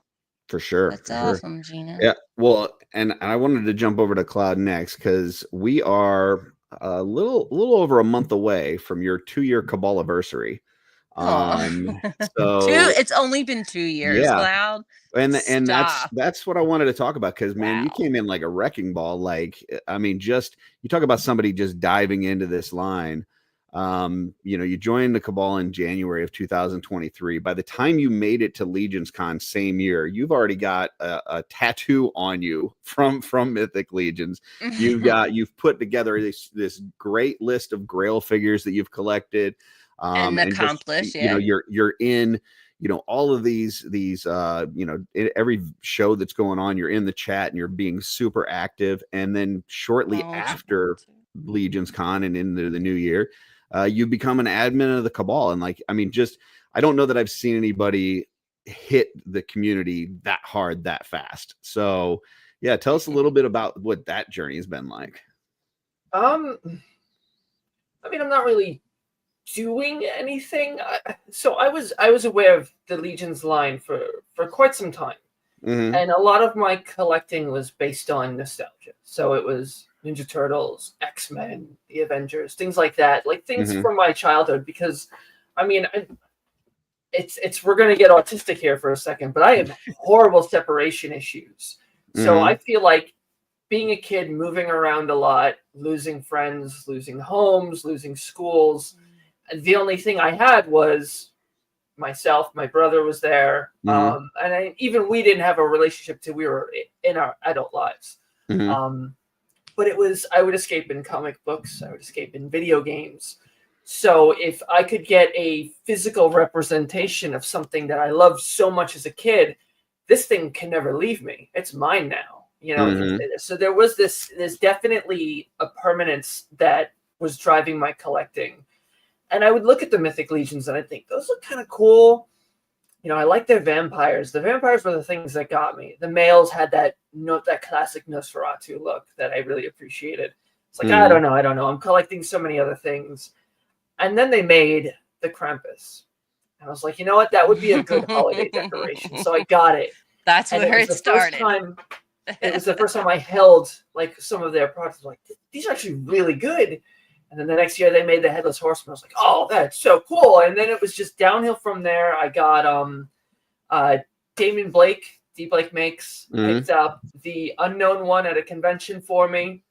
So it was right before I got into it. It was my first in-hand Mythic Legions figure. And then I was kind of looking at some older ones, and Trevor was helping me track down some things. He got me my Artemis. And I bought a few, and I was like, I was going to stick to just a couple. I was like, you know, I really like the vampires. You were going to stick with just the vampires. I remember. We were talking, you're like, oh, I'm liking this one now in this fact. The vampires were like the focus. There's always been some of my favorite creatures. And I got Ilithia in hand, and I was just like, holy shit. Like, this is unbelievable. And I'm like, I would stare at her and look at all the little fine details. And I'm like, oh, wow, that's that line on her head. It's not just like a ridge. It's a centipede. That's so cool. Look at all the little skulls. And I was like, I'm in, and I want to get all the vampires. And I didn't know. She got Lucretia like 8 months later. The folly of youth. I was like, I'm going to get all of the vampires. And I didn't know better. So proud of you. But getting into the line and being on live streams with Trevor, we found out we were on a Legends and Liquor with Dan Hill, and we were talking about the Headless Horseman. We found out he lived like 10 minutes away from me. So we started chatting, and I started following his work and like getting it deeper and deeper into the line. And him and a few people told me you should join the Cabal. And I avoided Facebook groups like the plague. Right. I heard horrible things about him, and they're like, no, just give it a shot. And I'm like, you know what? I'll join, and if it sucks, I'll bail. So I joined, and it was immediately incredible. And everybody was so welcoming. And it's terrifying putting yourself out there in general, but being a non-binary person, being a transgender person, there's a lot of apprehension. It's like, how are these people going to receive me? And like, that has never come up in my entire time as part of this group. It just hasn't mattered. Like, the ladies have accepted me as one of their own. And that's unbelievable to somebody like me, to be seen as, you know, the person I want to be seen as. So it was so easy to roll into wanting to be involved and getting deeper into the line and picking up the lore and wanting to talk to people about this. And it's like, I want to know about the figures and about the mechanics and about the parts and about the lore, so I can talk to other people about it. So when questions came up, I was in there. I was like, oh, yeah, well, that's this figure, and this is coming out here, and that this character is related to this character. And I was really quick with it. You were like a sponge. And I guess, and I retain this stuff. I wish I could retain important information this well. I think you're pretty darn good, though. A lot of times with like real world things that I could do in like a career. I can't contain that, but I could tell you, you know, Ilithia's history and like her family tree, and But I got really pulled into it. The community was very, very accepting. It was very, very easy to just want to be there all the time. and to be involved. And coming Legions Con 2023, and yes, I did go to my first Legions Con with a tattoo, and I showed it to Eric, and I was like, oh, I've been collecting for a little under a year, and he was just like, in all fairness, you did start at the beginning of the year, so Yeah. it seems to be a lot longer. Yeah. Yeah, but but you were more active. That was cool to be part of that. And then it's just walking and of course, so that was actually Dub. I got to give credit to that's I love Curtis for helping me find somebody to give that to. So that Curtis, thank you for that as well. It wasn't entirely me. I mean, for anybody who's unaware, it was the generosity was definitely you. So it definitely goes to you for sure. So, well, I mean, talking about my desire to finish my Vampire Brood and just my wish list that I had that I managed to kill in like a year of collecting, that's all thanks to the community. I've had characters like Fallon Frostbow and Lucretia just given to me for being a part of the community, and I had a chance to want to give back. I had gotten somebody send me an extra Morgulith after I'd just gotten one. And I was like, I'm thinking to myself, what should I do with this? And you would come up with a suggestion. I was like, I love that one to William. That's so killer. that was great. But it was being at Legions Con was wild too for the first time, because we couldn't walk 5 feet without somebody stopping me. Hey, you're Cloud, right? And I've got a very easy name to remember, but it was almost celebrity status. And my wife was with me, and she's so far removed from this. And she's like, how do all of these people know you? I'm like, this is what I spend my life doing. And when I'm on my phone, this is what I'm doing. But a few months later, Walter had asked me to become an admin, and I was sure, what do you need me to do? He's like, just keep doing what you're doing, and you're going to take care of these few things. And I took it up immediately. I was honored. I'm like, yeah, sure. I love the community. They've been good to me if I can kind of help in any way. And that's been an interesting ride too. Like a couple of the perks that have come with that I won't get into. There's some, I mean, it's not all sunshine and rainbows either. I mean, as an admin in the Cabal, it's not a paid position, and yet there's a lot of work that goes on in it. And there's a lot of, there's some great people in the community. Most of the community is fantastic, but there's also some things that we have to take care of that's not always the most fun. So, but one thing that did occur this past year is you also got to go to intern for the first time. So yes, tell us a little about what that was like after all this whirlwind of just kind of diving in head first and all this and that, and you finally get to show up at the studio and see everything and go through it. Tell us what that was like. So obviously intern is fantastic. You get to go to, what is my current mecca. To see where all these things are born. The most exciting aspect for me was seeing other artists. Because it's something I've always been artistically inclined. I used to write a lot. I used to draw, and it's something I kind of just let dissolve. So being around people like Eric and Nate and Trevor and watching what they do, the community in general is great to kind of push your creativity back. Like I'm sure you've seen on my Instagram, there's a sketch of Apoxis, there's a sketch of Arathier. Yeah, I think we had a couple of our sketches that actually made shelf selections. So it re-energized you. You could see it. Exactly. So intern, that was the biggest thing, was to watch these people work. And, even outside of intern, having conversations with Eric about moving from physical media to digital media. Like I've got a tablet. I've got myself a tablet. I'm going to get into actually doing this. So the best part about intern, seeing all the prototypes is cool, seeing that the process is great, but I kind of came out of that wanting to do something with my talents. I want to write. I want to create. Unfortunately, having lost my job at the beginning of this year, after a while, things kind of catch up, and I got hit with a massive wave of depression. It's been it's been bad. I'm sure some of you guys noticed I've not been very active lately. I have not been in the cabal. I've not been on Facebook or Instagram. I haven't been photographing. It's still there, but it's kind of being squashed right now. I'm slowly coming out of it. I pushed myself to come here and chat with you guys, knowing it would be good for me. But it's life. It happens. You fall into bad habits, but it'll eventually come back. I will tell you, 2 years ago after my first Legions Con, I fell into a really bad depression for about 3 months. And, a Legions Con in and of itself is just such a high. Like, it's such a high with all those folks. And I got to go to intern that year and all this kind of stuff. And then you leave and it's like back to, like you're saying, like everyday normal life and all this kind of stuff.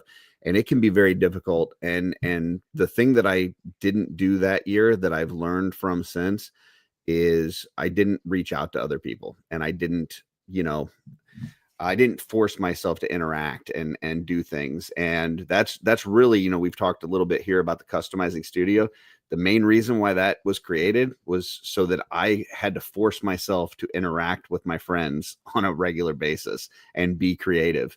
And sometimes you just have to do that because, there's a beauty of this community that there's no reason for anybody to suffer in silence. So I hear exactly what you're saying. And my encouragement to you would just be to, make sure you realize that there's a community of folks that care about you and are here to support you.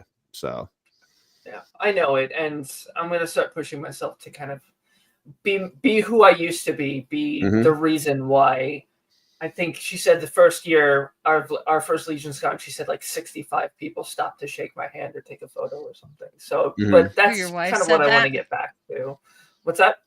Your wife said that? She was trying to keep count, and she lost track after. I love She was like, I don't know, like 65 people or something. Cassie seemed to enjoy herself a lot more this year. I can see her. She had a great time last year, of course, but as far as like getting into the certain figures and stuff like that. She made. I know I saw you guys a couple times out at the fire pit, and it seemed like you guys were very comfortable there. Like it wasn't. You didn't. The first year, it did feel like there were times where I would see it, and it kind of felt like you were kind of moving off to the side, kind of like trying to be a little bit in the shadows. But this year, it felt like you were really more at home, indoctrinated into the whole thing. So yeah, and that's the great thing about once you've done it once and you see what it's like and you see how easy it is to just have these people embrace you, and everybody's happy to see everybody, and all of the bullshit that we deal with in our day-to-day lives just gets put on hold. And a lot of shit had come up right before we left for Legions Con, and none of it mattered. We were there, and we were buying stuff, and we were having drinks and food with people, and it was a great time. And you're right, like you come outside of that and it's back to reality. It's like a snap, and you're just like, holy shit, my life sucks right now. But it's having done it 1 year and seeing how easy it is to kind of just go there and just be yourself and just go and have a good time. This year it was so much easier to be out all the time, to be talking to people, to be just butt into conversations, things like that. It was definitely a lot easier this year. For sure. So then that brings me to Stef. And Stef, you've been in the community for a while, and you and Dave have been kind of mainstays here for the longest time. and being on the East Coast, you guys get to do a lot of the shows. You get to go to a lot of these, and even the ones that aren't right near you, you guys also do, some traveling and going to the stuff. Yeah. So I wanted to talk a little bit about that, like just your experience over the years, like how you've seen this thing grow in popularity. I've seen it grow, and monumentous. Yeah. Monumentously. From, and everybody says it, like the PAL building in Wayne, New Jersey. That was one of the first ones that I went to.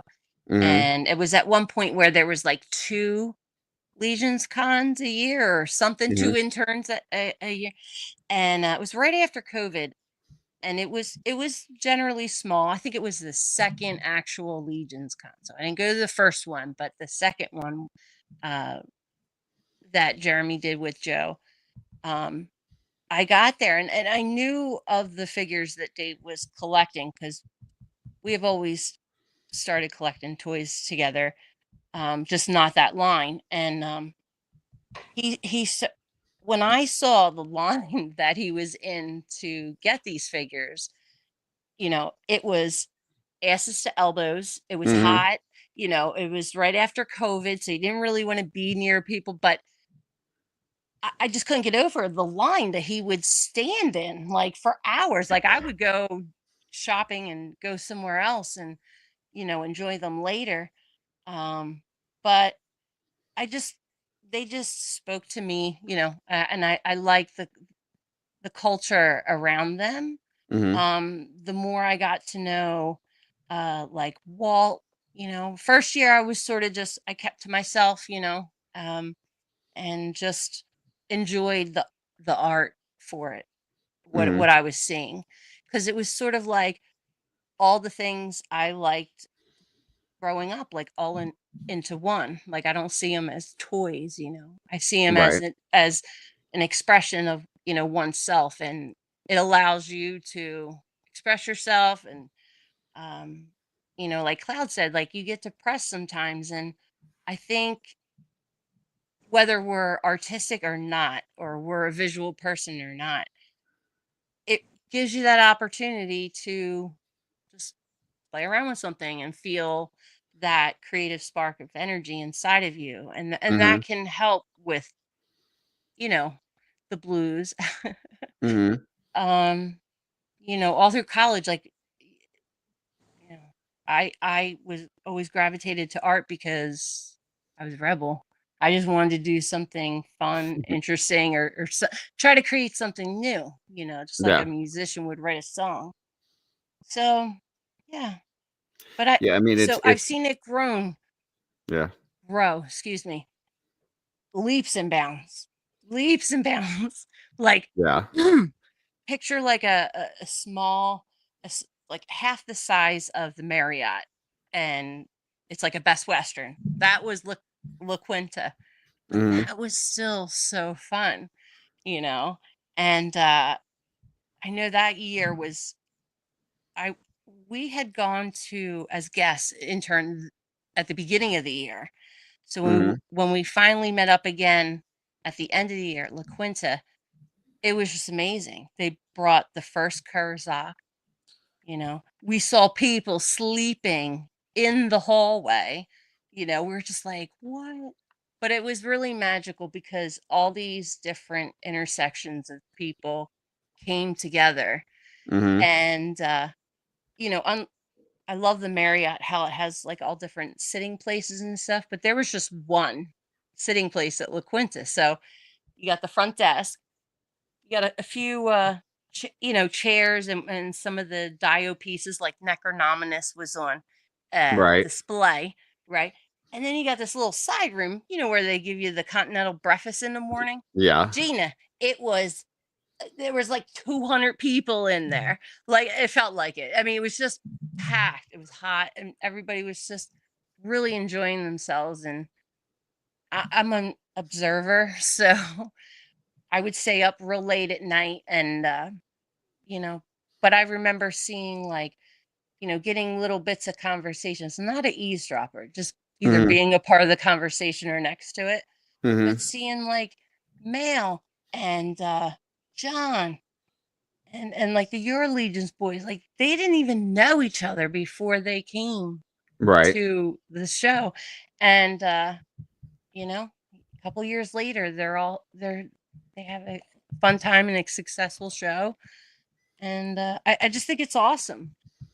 And the first year too was it was bigger than the Wayne convention, and Jeremy then invited some of the independent designers of Glyos. So that was fun.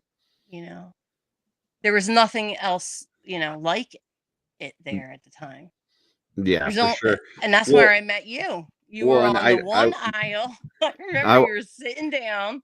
I wanted to talk to you a little bit about kind of meeting and hanging out with people and stuff, because with all the shows that you go to, you end up in those lines with all these people, assholes to elbows and stuff. Yeah. And especially if you're at the front of the line, you end up, finding yourself next to the Brett Stoddards of the world and the Gonzaleses for of sure. the world and stuff like that. So that's something I've always been kind of jealous of, not being an East Coast guy. Like, I don't get that line. And even at Legion's Con, because I've got a vendor table, I'm not in the line. I don't get to be part of that world, that environment. So tell us a little bit about that. Like, as you're, getting there early for a con, and maybe it's early morning, you're outside and Brett's there and the Gonzaleses are there, and you come up. Like, tell us a little bit about what those hangouts are like before the doors open. Brett's always there. Yeah. He's always there, but like, we'll geek out like 2-3 days, the whole week. Okay. So leading up to it, we're like, okay, who's getting this? You're getting that? Okay. What's this? And then I'll ask my questions like, oh, is there a minimum that you can buy, or 2 or whatever? We'll have an opportunity to get this, that, and the other. So we'll share, like, I'll share what I'm looking for. I already know what he's looking for. So we just sort of like make things happen, because the more you get to know people in the community and know like what they're like, or what they're going for, it helps, because you find yourself just looking out for them later on, like, oh, I know this guy always loves Templars, and I just want to put skulls on my Templar head so you can have those. And Right. and I can't begin to tell you, or I'll cry, how thoughtful, being in line and going to the show and talking to all the friends that I've made. I never thought I would make friends at like this age in my life that are genuine, true friends that I can call on. Yeah. And really just like putting into practice peace, love, unity, respect. I know it sounds silly, but not at all. It comes full circle. I've been so, I try to explain to my parents and stuff, just lucky. I feel so lucky to get to know new people that are genuine. Yeah, I love you too, William. Yeah, I mean, it's not just a toy. It's like, yep, Gina's making stuff for her husband. Like, it sounds like kumbaya, but it's like, this is the type of artist community I've saw my whole life. When people say that the cabal is like a cult, this is kind of what they're talking about. But it's true. Cult, like but it's a place where you can be creative. It's a place where you don't have to feel like you're all alone. It's a place where people that care about you. It's like it's Andy great. checks in on me every couple of days to make sure I'm still alive. Yeah, or whatever. I talked to Amber tonight, like, and the thing is too, when you do go through different phases, or things happen or come up, when I used to have friends before, or outside of the toy community, it was like they would keep score, like, you didn't call me then, or you didn't do this or this and this. It's like, well, things come up. Yeah. Cloud is awesome because I resonated with her right away in the ladies group, but we don't have to talk every day. We can just pick up right where we left off. She knows I'm a complete wacko, and she likes me for it. She doesn't care. Aren't we all? So there is that. And I have seen that. I've seen friendships formed. I've seen businesses born out of different things, podcasts, and, various things like that. And, lately I'll be in, I hate to admit it, but in Reddit or in TikTok land. And I notice where there's like a lack of mythic legions, cosmic legions, or even Glyos, like in certain platforms and all. And you always see the same stuff. And it's not like I know you collect legends and Batman and different things. I get sick of that, because that's like all I see. And I just maybe it's biased, but Legions are so different. They're just so different, like artistically, character design wise. People can try to imitate it, imitate, blah, blah, blah, replicate it. But I don't think they have the good recipe. Well, and They have the the thing that team makes that they me do. excited, the thing that Uh-huh. really makes me excited is that you're now starting to see these other companies that the Horsemen are helping out. They're inviting them to Legions Con and Sure. they're getting started. Yeah. And they're kind of adopting that same mentality. Dude, and with I this followed stuff. it too. Yeah. Sure. I mean, like I I'm personally trying to don't come up with collect a lot of examples. AWOC, but that community has Yeah. kind of spawned off of the That's Mythic very Legion true. community and feels very much like that, you know? Yeah, I got a lot of the first wave release of AWOC. Dude, Legions Con was the ground for the foundation for Plunderlings. Dude was there with these Yeah. cute little characters. Not cute little characters. He was just like handing out stickers, and like you could spin his wheel and like get another character. But every time I went to the convention, Zolo Retro, I'm like, Yep. can I buy them yet? Can I buy them yet? No, you can't. No, you can't. They're coming, So that was really fun to see developed and everything Yeah. like that. And another thing was me being able to like tell new people about it. Like tell, and some of my friends who start collecting Plunderlings, they're like on the 5th or 10th wave and all different characters, like, oh, did you get your Plunder Strong and I'm like, no.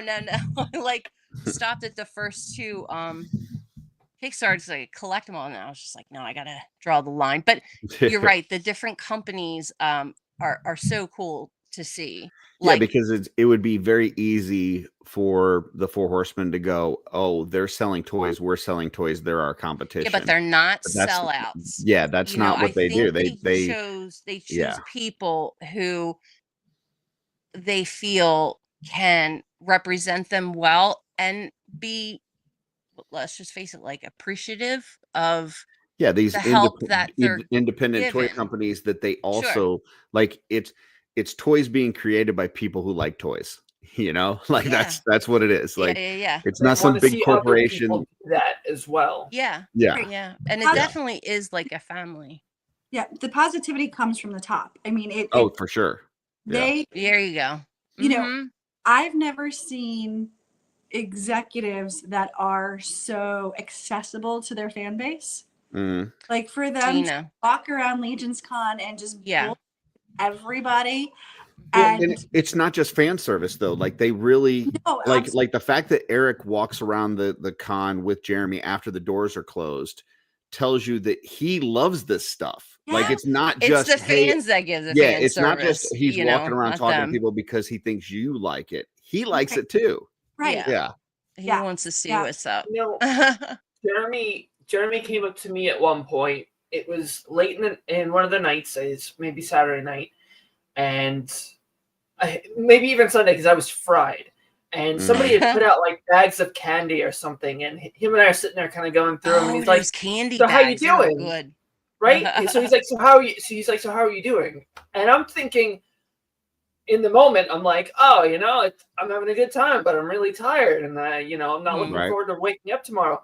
But he's like, "I know you've been going through a lot in your personal life." Like he didn't mean how are you doing with the show. He's meant like how are you doing as a person? Because I remember that you're going through some shit, and I care about you. And like you don't get that from anybody. This is Jeremy. And I was taken aback. I was like, "Oh wait, you mean like genuinely? How am I doing?" And I wasn't prepared for that question. I was just like, as he's running a show because he's at that point in time.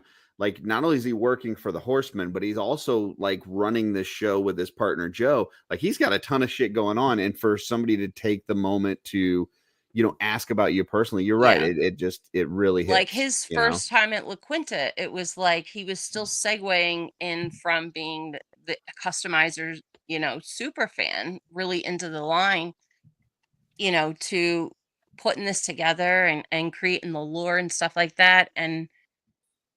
Like I get he doesn't have time to talk to me, you know what I mean? But he still like an intern was curious, like what my take on everything was. And I've never, had that before. Being in the early 2000s, a young girl trying to, make it in the graphic design world, because at the time, it was just evolving, and these ad agencies. And Gina,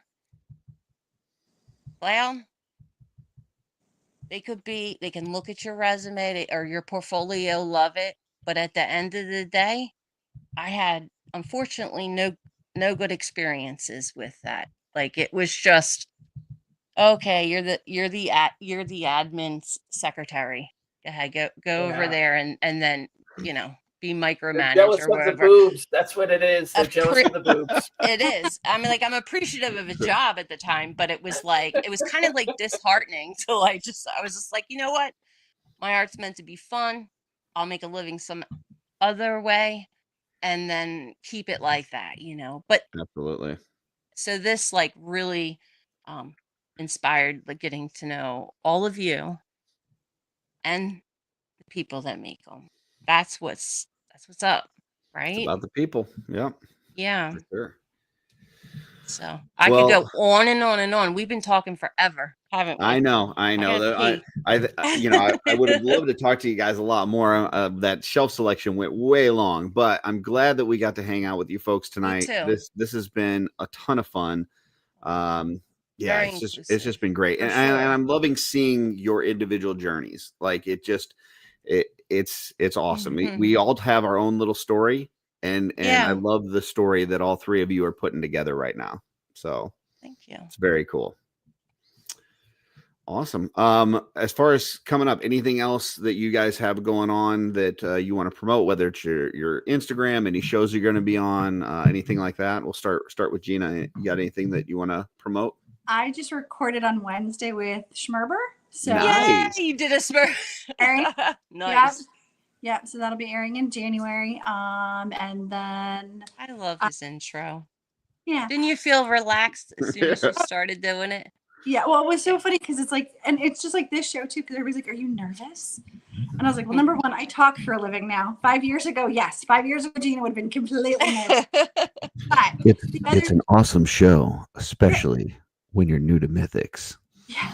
New to Mythics. Well, the other thing is, again, I've made friendships with everybody, so it's like I'm just coming to hang out with my friends and talk. And some of my friends will be on the screen with me. Others of my friends will be in the chat with me, and I'm just hanging out with my friends and having a conversation. It's not a big deal.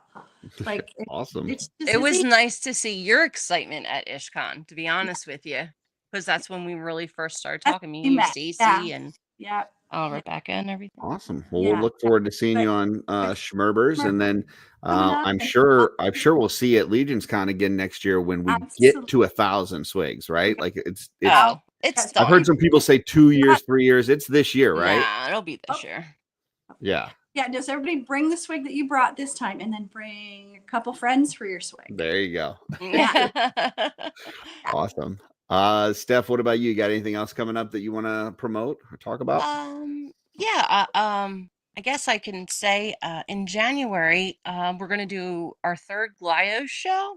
Nice. And this one's going to be really, really special.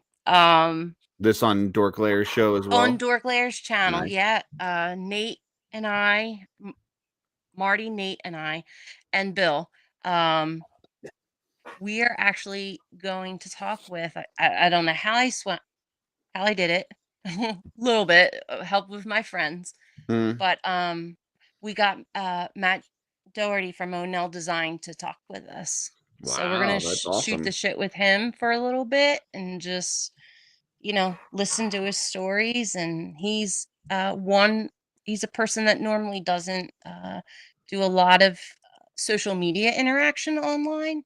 He has his business and so forth, but doesn't, do interviews and things like that. So I feel really I don't even know what the word is, humbled, honored that he would like to come talk with us, because meeting him at Legion's Con was a really nice experience for me. So awesome. that invigorated me, got me a little happy, and you know. Yeah, and for anybody that hasn't caught it yet, Stef's already been on 2 other episodes with Bill on Dork Lair. If you go to the Dork Lair YouTube channel, with Golios, this last one they had Pete McCarthy on there as well. It was a really fun show. So yeah, check those out. Yeah, we had a good time. If you're into Golios, or maybe you're just a little Glide curious, which is fine. That's me. Hit me up, ask me questions. I'm used to it. They will help you out. And so thank you. All right. Noted. There you go. Cloud, what about you? Anything you got coming up? Anything you want to promote or talk about?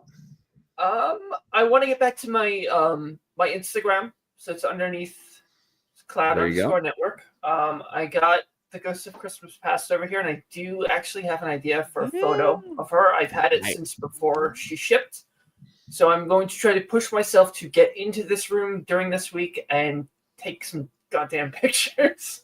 If you can do it, I can do it. I'll check it. I need to make myself do that. I need to make myself be social again. I need to get out of this funk. I'm getting into some bad habits that are very self-destructive, and I don't want to go down that path again. So back to positive Cloud, who spends way too much time in the Cabal.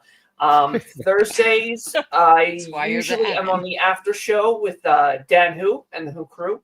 And then every other Sunday, we generally tend to do Legends and Liquor, and I have missed maybe 2 in the past 2 years. We've done them, and we'll be on the next one. I don't know what it is, but you can check my Instagram story. I usually share those links. It's a fun channel. Awesome. And you know, if you ever want to hop in on the customizing studio, it's not just painting. There's people in there drawing. There's people in there doing photography, whatever. So hit you do got to join one. We'll throw you an invite. So yeah, you definitely need to just check it out. Yeah. Awesome. Well, ladies, it's been an awesome time. We appreciate all of you guys joining us. Jesse, got anything else for the crew here?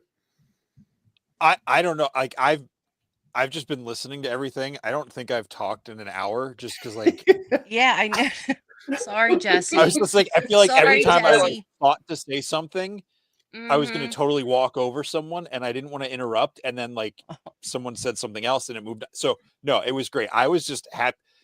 This is why this show started. I wanted to get to know people. If I'm not the one doing the talking, that's fine. No, this was really cool.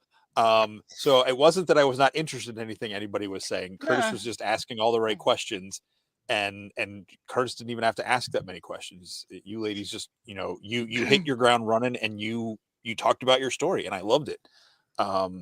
So thank you very much for joining us. It was really cool. And I know I don't know Gina or Cloud that well yet, but every time I see you guys in comments and stuff, I will say this, Cloud, when you were talking about answering stuff in the Cabal, I wanted to be that guy. I was trying to be that guy. And then if I saw a question, anytime I'd see either Cullen or you answering, I'm like, I don't need to be that guy. Yeah. You don't have to. They got it. Because it's you guys always nailed it. And I'm like, oh, nope, I would have gotten that wrong. So I'm glad they answered it. So funny. I mean, Jesse, you've come a long way, leaps and bounds. I just want to say real quick, not to, love bomb you guys, but you started this channel right at La Quinta, right? Was it La Quinta? Yeah, it was La Quinta. You were there? No, right after. He had this going a little bit before that, yeah. A little bit before that, yeah. Mm-hmm. So you've done it, religiously. Curtis joined after, officially after the La Quinta show. Yeah. But it's been my Sunday night thing to do. So for a while. It's been ours too. We've enjoyed it. Let's say. Yeah, for sure. Darla Ackerman, I know her. She's a sweet show. So much love. Gosh. That's true. So much love. It's a great community. Well, we are going to close out the show. We're going to put you backstage. If you got to run, we totally understand. We've kept you almost 3.5 hours. But if not, hang out back there and we'll be with you just as soon as we close it out. So okay. Bye, everybody. Thank you. There we go. And we got to get you on this side because that just felt wrong. So that was a fun show. So it was our first time trying this whole, the shelf selection thing where they give it to us as well.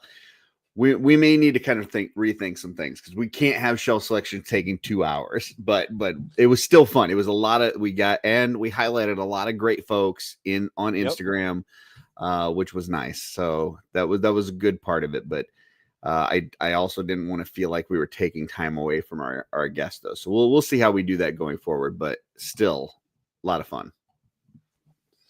Yes, and don't mind the lights going off in the back. It's 11:30, so my automatic timer just clicked off. That was Jesse's apartment saying, "Hey, wrap this up." Yeah, and it's buried behind like bookshelves, so I can't get in it to adjust it. So like, if it's during daylight saving time, it's 12:30. So if I'm already in bed, I've got to like sit with those lights on for longer than I want. Anyway, completely unrelated.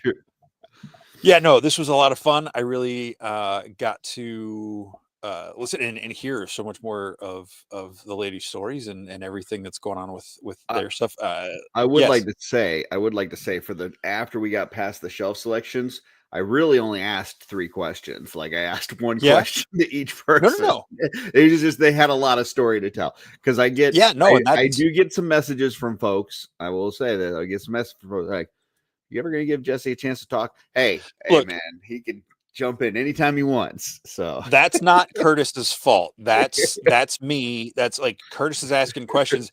And like for me, it's like, oh, I'm gonna tell this story that's like maybe parallelly related, because that's how I connect with stuff, is by like, oh, I have a story that's kind of like that. If I don't have a direct question. So it's like I can shut up and just let them tell their stories. So yeah, it's fine. If I have something really to say, I'll put my hand up or I'll butt in. All right. That works. Well, we got another show next week. You want to let the folks know who we got next week? Yes. So next week, we've got a wonderful gentleman. I got to meet him briefly at IshCon, and we've got Rev Reader joining us next Sunday night here on the Shelf. It's our second to last episode of the year, so tune in. Lots of cool stuff. He makes great dios. If you were at IshCon, he had a whole section of amazing dios kind of in the middle section there. Really nice guy. Can't wait to get to know him a little bit better and hear his story next Sunday night right here on Shooting the Shelf at 8:00 Eastern. And we did talk about it last week, but just as kind of a reminder, we do have an early show 2 weeks from now, the last show that we do of the year, and that is going to be we did get Sean Scavarna locked down. So since last week, we've locked down Sean Scavarna and the Euro Boys. So it's going to be the six people on the screen. We originally got together as a 6-way when we did the Ted Lasso review. So any of you that checked out, anybody that liked Ted Lasso, we did a review of that series with me, Jesse, Sean, and then the Euro Boys, because we wanted to kind of get that take on 3 Americans watching it, 3 Europeans watching it, how we enjoyed it. And we've had a chat going ever since then. So that's been going on for quite a while. We had last year where we all got together, and I'm excited to say that we're getting together again this year. It will be an early show. I think we've got that set for, is it 1? I believe it's 2 Eastern. 2 Eastern? Okay. I believe. But it's in the afternoon, folks. So I just want to make sure you know it's going to be an early show. So yes, it is 2 weeks ahead of time, but I just want to make sure you have that on your calendars and everything, that it's going to be an afternoon show. And that is on the 29th. So next week we got our normal time. 29th, it'll be early. So watch it while you're in the customizing studio. There you go. And hey, maybe even before then, go back on this channel and check out the Ted Lasso review that we did. That way you kind of get to see the 6 of us together and see what that was all about. So Andy, if you get a chance to use Apple Plus, subscribe for 1 month. I think it's like it's under $10, I believe, or right at $10. And Ted Lasso is 3 seasons, and I want to say it's about 10 to 12 episodes a season. Yeah, it's. I will say it's the most heartfelt series that you'll ever watch. All the things, all the love bombing and everything that we were doing tonight, we're talking about this great community, this and that. That is kind of the feeling that you should walk away from watching Ted Lasso. It is just very, very heartfelt. So, and it makes you want to be a good person. So, and we talked a little bit. Well, it was talked about. I would say real quick, Jesse. I would say it makes it a Christmas show. No, it makes you. It was talked about on the show, and we've talked about it many times. It deals a lot with mental health issues in that show. So it's something that helped me identify some things that were going on in my life. And so it's a good show, and it helped me. There's a couple episodes that happen at Christmas. Yeah, so it's a Christmas show.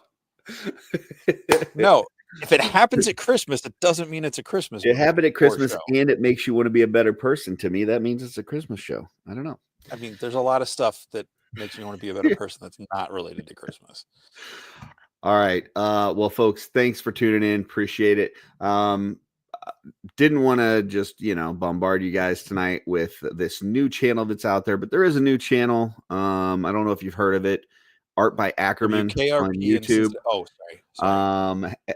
And it's my new channel, and it's all going to be customizing. So if you have any sort of interest into customizing, or somebody that does, send them my way. I'm going to be trying to just all the things that I've gathered from this great community, things that people have shared with me, things that I've tried. Gina was talking about earlier, like just, see what happens. Like I've done a lot of that over the last 3 or 4 years. So I'm going to try to share those lessons that I've learned with folks. Hopefully it helps folks. If it does, let me know if there's certain things that you'd like to see, but I wanted to have a channel that was completely dedicated to customizing, and that's what this is going to be. So check it out. Let me know what you think. And appreciate the time for the plug there, Jesse. No problem. And just remember, there's no C in Curtis Ackerman. That's true. There's a C in the Curtis. But not Curtis. Not in the Ackerman. Yeah.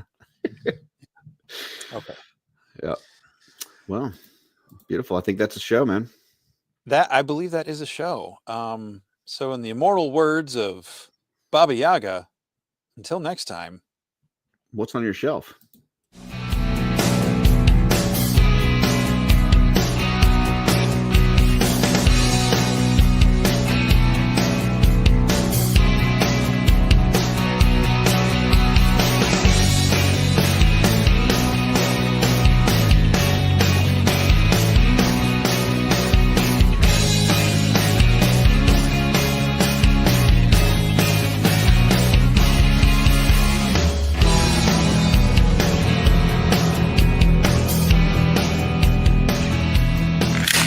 No!